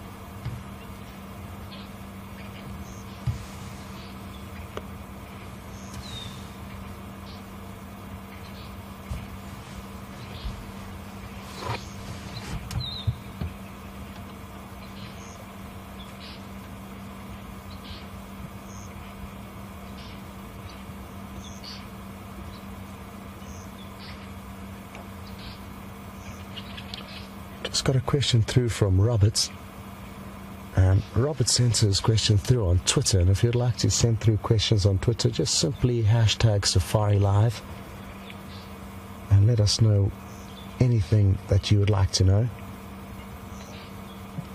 Robert's interested to know, how far can lions see? Do they have a good long distance eyesight?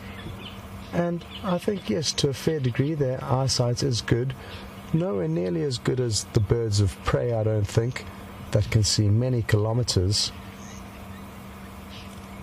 I think what's important with the lion's vision and their strength in terms of their vision is their ability to see at night. It wouldn't make sense for them to see huge distances because they only need to be a few meters away from their prey before they ambush them. They don't chase their prey from far. What's important though is that they can see their prey at night. So it's their ability to see at night that is their major benefit in terms of their eyesight. The price they pay for not being able to, or for being able to see well at night, is that they don't see very well in color. So they've got a very black and white kind of vision. And this is what allows prey to disappear from them with various different types of camouflage.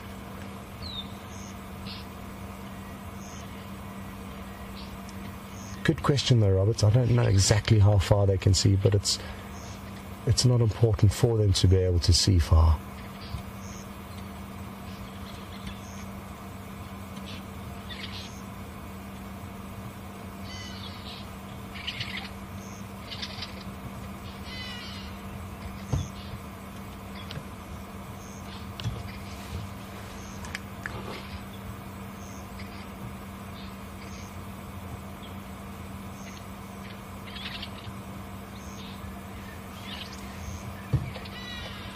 We've got another question through relating to the lion's eyesight, and thanks Debbie for sending this through.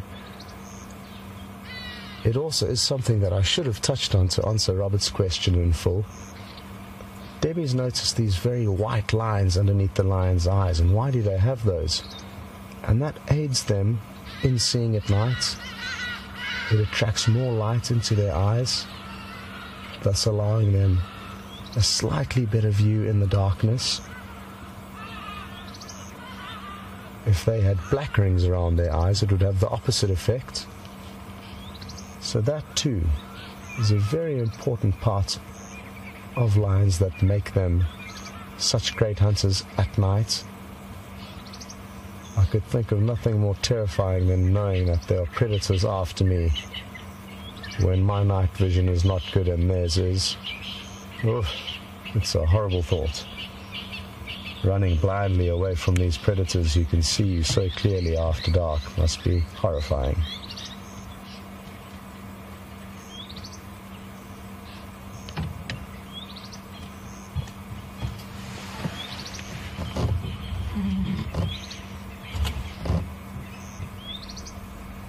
I think that one youngster may have a grass seed in its eye. It's keeping its right eye closed.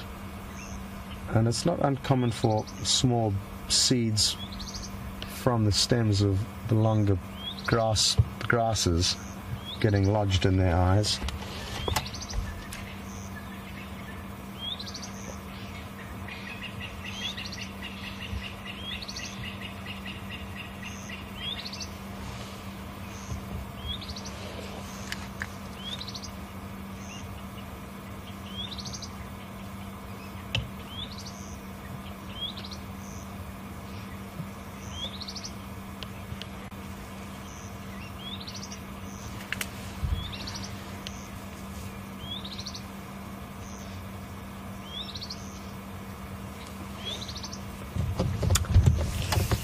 James in Kansas City is interested to know, do these lions still smell like hippo carcass? They would have been quite smelly in and around the hippo that they were feeding on, but a lot of the smell that you do pick up from those kill areas are of all the stomach contents, all the lion droppings. It's not so much the lions themselves, and I can't smell them now. I haven't smelt them once this afternoon. They also would have cleaned themselves thoroughly since they left that kill. I'm sure if we went back into the area of that kill, even though hyena have come in and finished off the bones, vultures have come in and stripped the bones of any little bits of meat that may be left, it would still smell because of all of the stomach content and lion droppings in that area. So no, they don't smell at the moment, not from here at least. I'm sure if you went and snuggled up with one, it would be a different story. But that's not going to happen.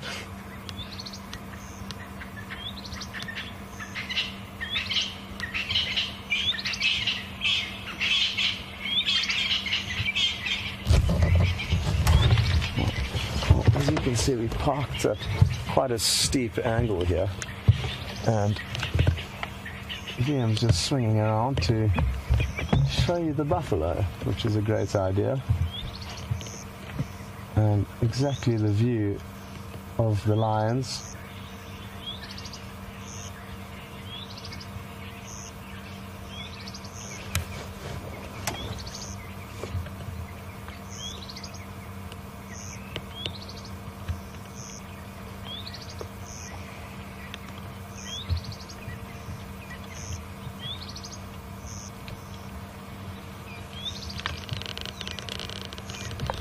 Well, apologies for the brief glimpse that you had of the radio antenna, but there was no way of avoiding that in order to show you what exactly these lions were looking at.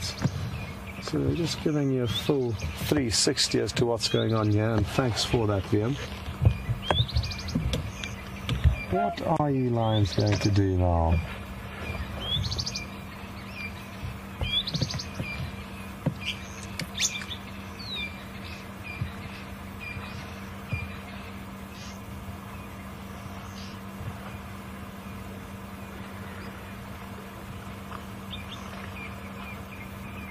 Jack and Maggie are interested to know what bird song they can hear, and there's a lot of birds calling at the moment. There were some water thickneys which made a call earlier, which is probably the loudest, most prominent kind of a whistling kind of noise.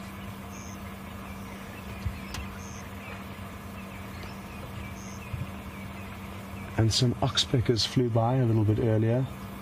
There's Franklin calling off in the distance, but now that I'm stopping to listen, the birds seem to have gone quiet.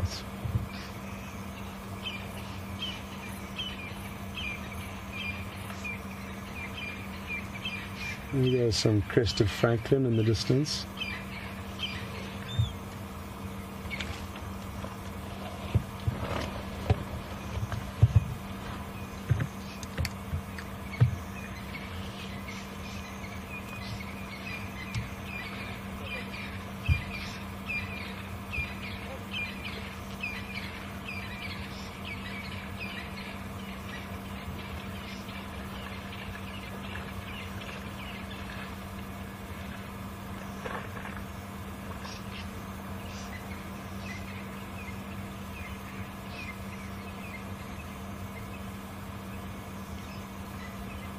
We've just got another question through from Suze in the Netherlands, and Suze would like to know, what are these buffalo doing? Why have they stuck around here when they know the lion are still here?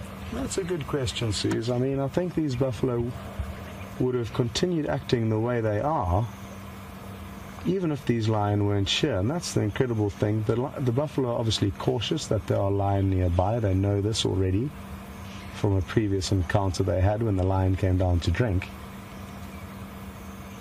But they're just carrying on their day as normal. They're going to head off in the opposite direction in all likelihood from the lion. But they know that there's no point in running off aimlessly in the other direction, because they could just bump into more lion there.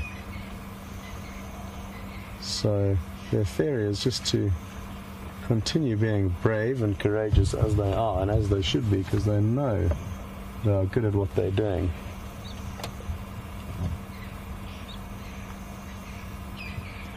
But one lioness has all of a sudden got up and disappeared over the dam wall. Oh no, here she comes creeping up in front of us. This is going to be awesome. One at the back was moving. So a few of them are moving, and now that the buffalo have started moving, the lion are going to follow them. 2 lionesses have got up, and it is such a beautiful evening behind us. The one lioness you're going to see, she's going to pop out in a second, and the other has headed around onto the opposite end of the dam wall. So they've already done a fairly large pincer movement, and I think we're going to have lion on both the northern and southern side of this dam very shortly. We're just going to reverse and get into a more comfortable position where we can actually see what's going on.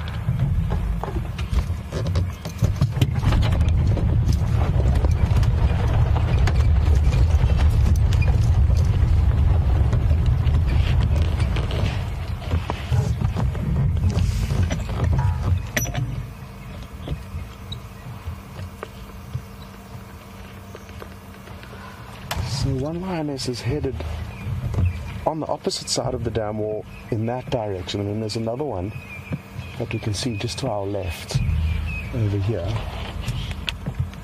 And I may need to reverse a little bit more.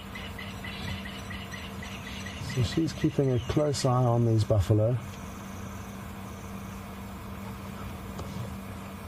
Oh, there's the other lioness. We might just be able to catch her. She's arrived at the other edge of the dam wall, and we can just see her slinking through. There we go. Awesome. Well done, Wium. So they are indeed splitting up and trying to encompass whichever buffalo remain here. And that's one of the lion's best hunting methods, is to split up and chase prey from one area into other lions waiting in ambush. So it's organized chaos. And I'm sure the zoomie on the Waterhole Cam has just got a great view of that lion walking past. It walks straight past the Waterhole Cam.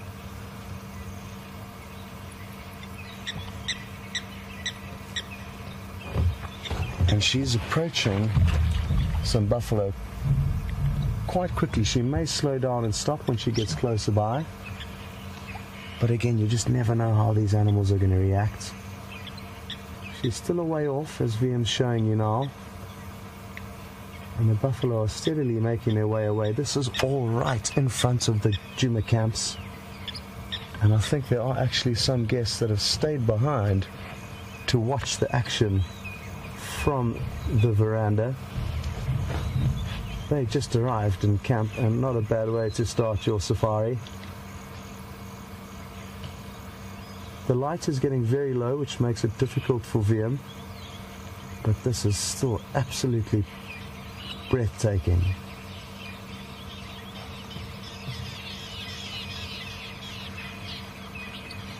I fear I'm going to have to move fairly shortly, but let's see what happens here. Look at that dust getting kicked up by the buff. And now the other lioness that was lying on our left is running down, and Wium should be able to get her shortly. I'm just going to reposition the vehicle.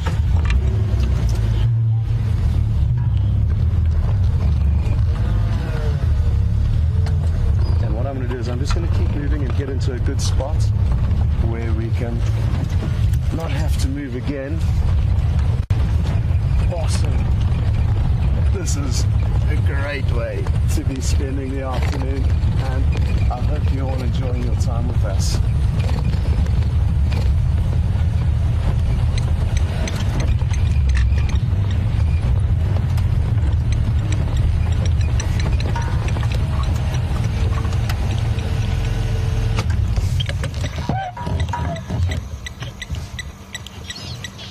So again, the light is fading rapidly, but we don't want to put our spotlights onto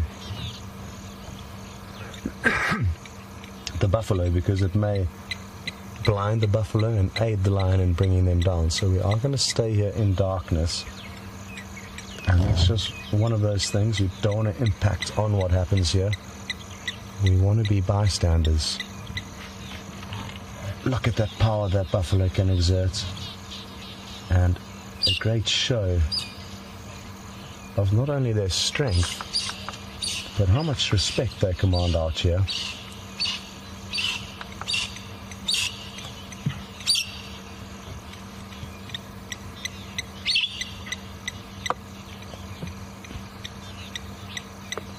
Now, Wium's just pulled out his final card. I know the shot's going to be a little bit grainy, but again,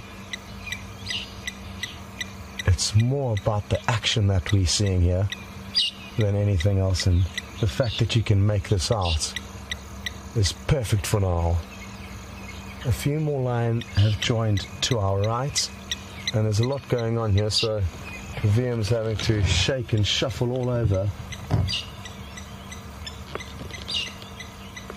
That's one of the youngsters, and this is a bigger lioness here.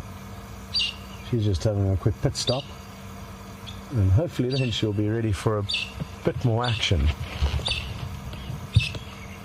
You'll also notice the young male drinking behind us, and again, apologies for the little bits of string you see, but with a sighting like this with so much stuff going on, we don't want to be starting the vehicle every 2 minutes, and there are one or two ropes or cables holding up the antenna behind us. It's all part of the live safari action, and can you believe that this event is unfolding this very second here on Djuma Private Game Reserve. We're in the Kruger National Park, which is in the southeastern part of South Africa, and it's a beautiful, beautiful evening here.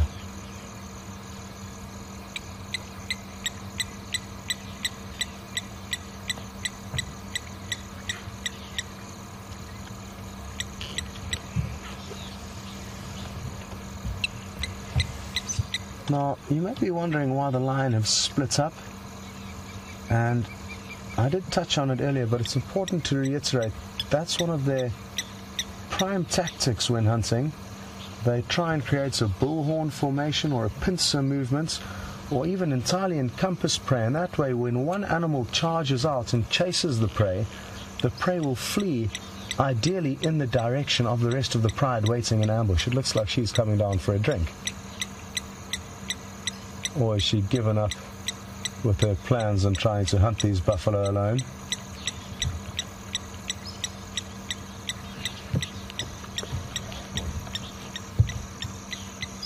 Right, it looks like she's come to quench her first.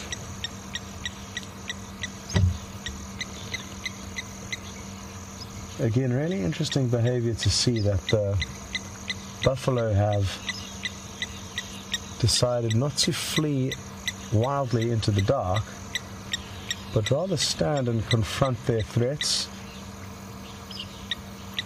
Having said that, now they are turning on and carrying on with their day as if nothing ever happened, really.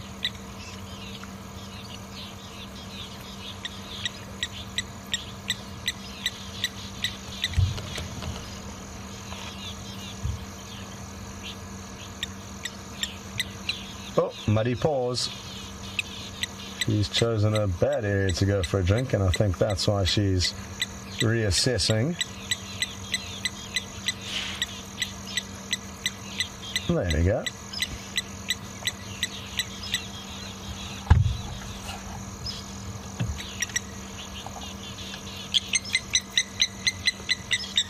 Wium, would you like me to shine on her? It's not going to impact on anything here, so if you'd like the spotlights on, I can put it on her. Okay.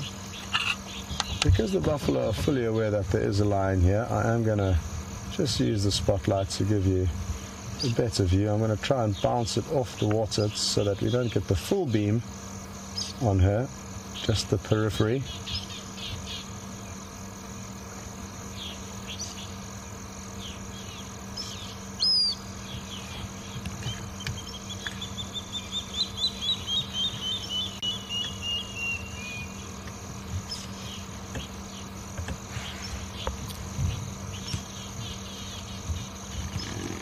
Alice in Ohio, good evening. Alice would like to know, why does the young male always appear to be so lazy when it comes to hunting? And it's because they are lazy, but in the same breath, he will help greatly in bringing down larger prey. There's no two ways about it. In terms of the initial hunt and stalk, yes, he is certainly lazy, but it's important to know that male lions can, will, and need to be able to hunt on their own. Once he gets kicked out of this pride, he will spend the majority of his time away from the pride, or away from lioness. And what this means is that the men need to feed themselves, and they often become specialists in catching larger prey. She's calling the rest of the pride.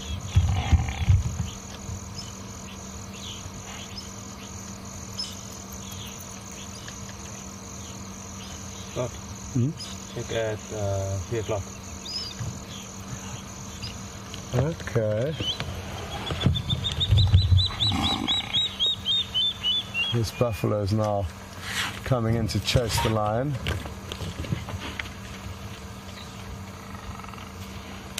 And again, I just need to be careful and ready to start the vehicle and get out of the way of any action here.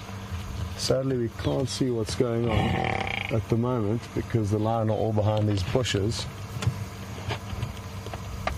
This buffalo might end up with a lion on its back if it's not careful, and it's times like this when they do single themselves out and turn around to flee that occasionally the lions will manage to get onto their backs. Oof. My heart is racing, and the noise that buffalo makes is bone chilling.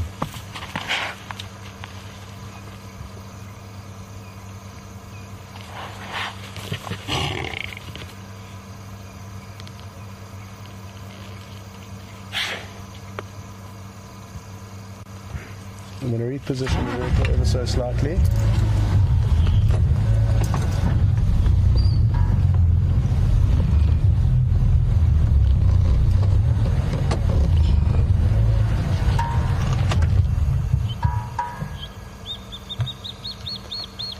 Well, the buffalo has headed off ever so slightly.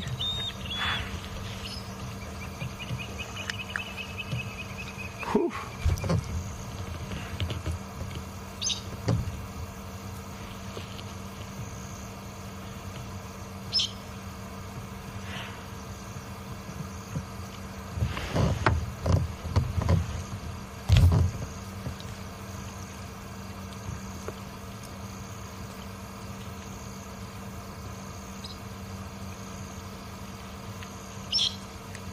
Copy, good idea.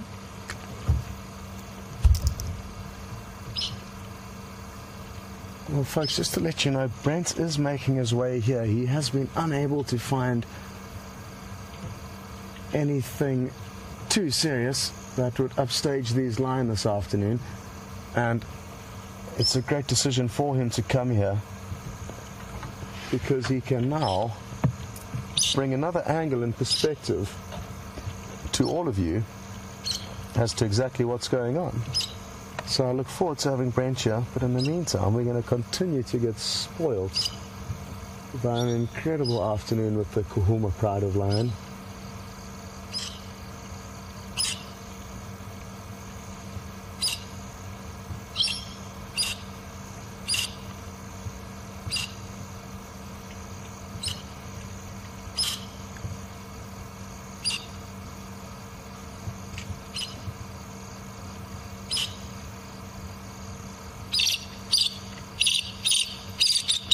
That's a water thickening alarm calling,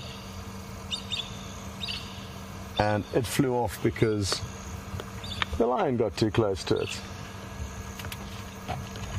So that was the very distressed call of a water thickening. I'm trying to think what the best option is now.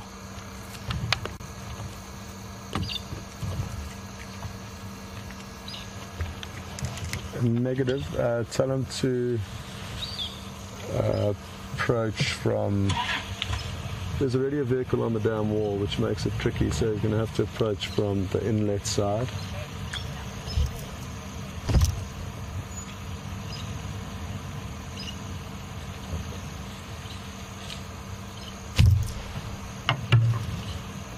Okay, I think we're going to have to turn around quickly. So give me a second or two, please. That really did get my heart racing when that buffalo was so close to us chasing those lion. I have had a buffalo run into my vehicle before when being chased by a lion, and I prefer for it not to happen again.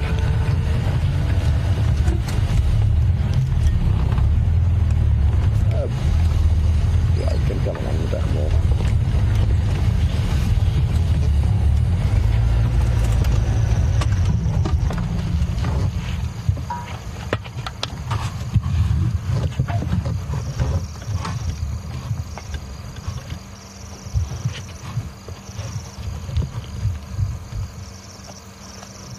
Dam wall.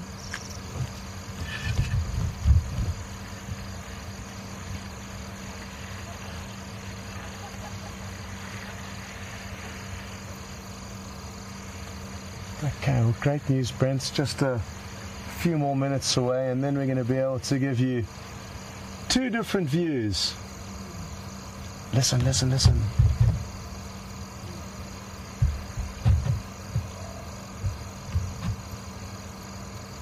I thought that young male started to vocalize.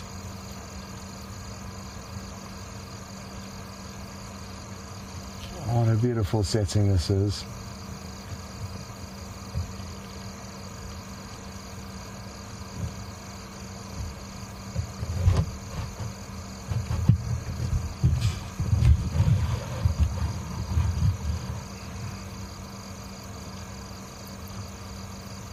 Oh, playful little youngster coming up to greet what could well be its mother. And look at their reflections as they pace along.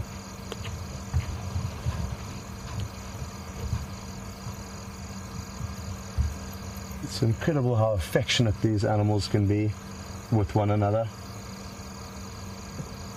Considering how harsh and violent and powerful they can be, they've got an incredibly soft side when it comes to family members. Unless, of course, they're around the dinner table, then their friendliness is substituted with greed, and they fight very aggressively with one another for food. And the youngsters decided to play with what I think is a ball of elephant dung.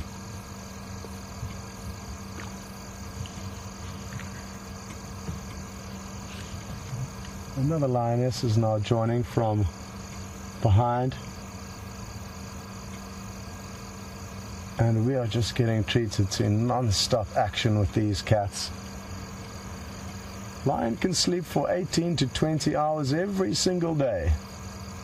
So to get them up and about on the move, especially when there's buffalo in the mix, we can consider ourselves very lucky.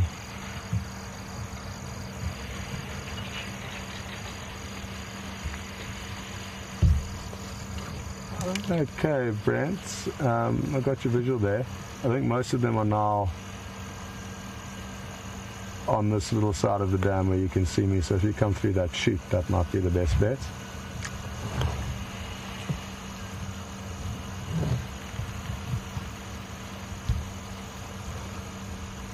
Or it's up to you. If you want to get a view of the young male, he's up on the dam wall, so your call.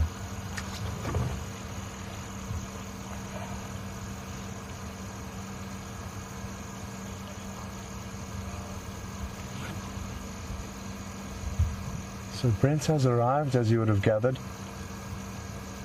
and yeah, that looks awesome. And he's going to provide us with some great side lights on the young male.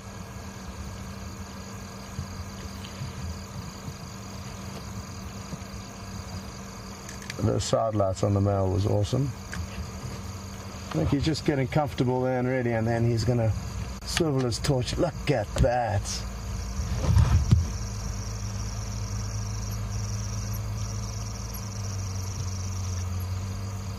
Absolutely beautiful.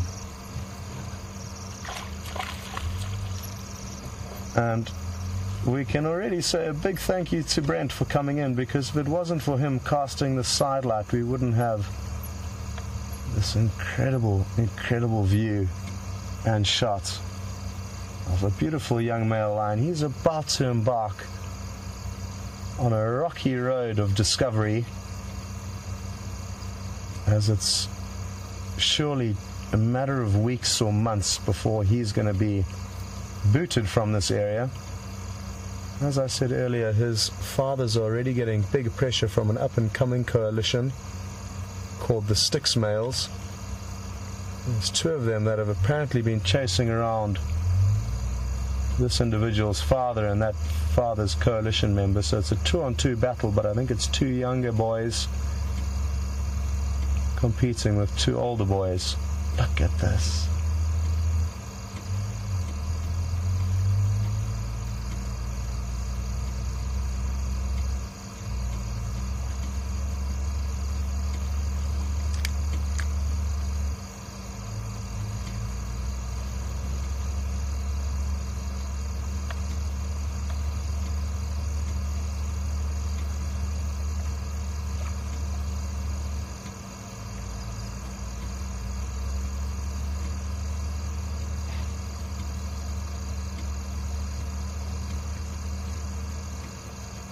Well,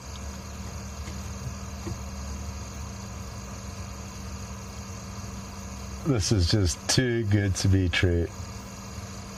Absolutely awesome stuff. And Elise has just pointed out that this surely doesn't happen very often, and that I must be so happy with what's going on. And you're right, Lisa. A sighting of this quality is certainly not a daily occurrence. And I consider every single one of us present here lucky to be experiencing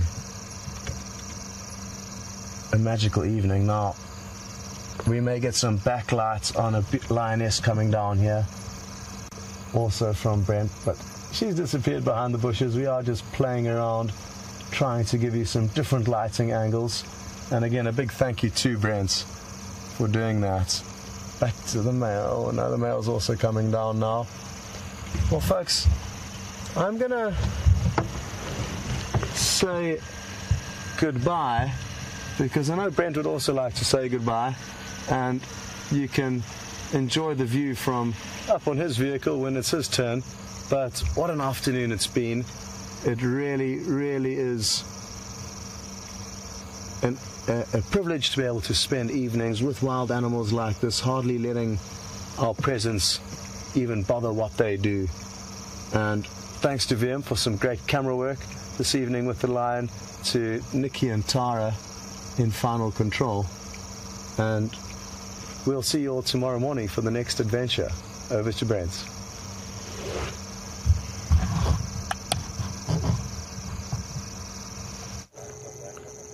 Welcome back, everyone. Haven't you guys been spoilt with these lions? I'm lucky enough that Scott was the only vehicle here when we got back from Arathusa. Unfortunately, had no luck with leopard tracks anywhere, and decided to come join Scotty here and spend some time with the Nkuhuma Pride.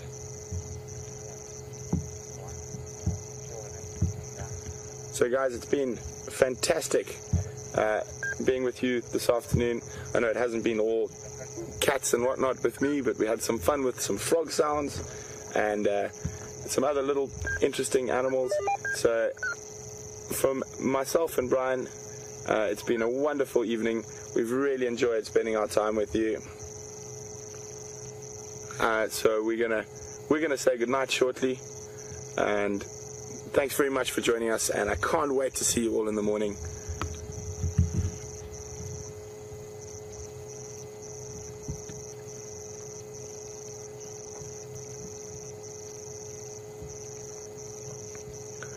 So for this last minute, we're just gonna enjoy watching the lions, and as I said before, we can't wait to get out again to show you the secrets of the African bush again in the morning.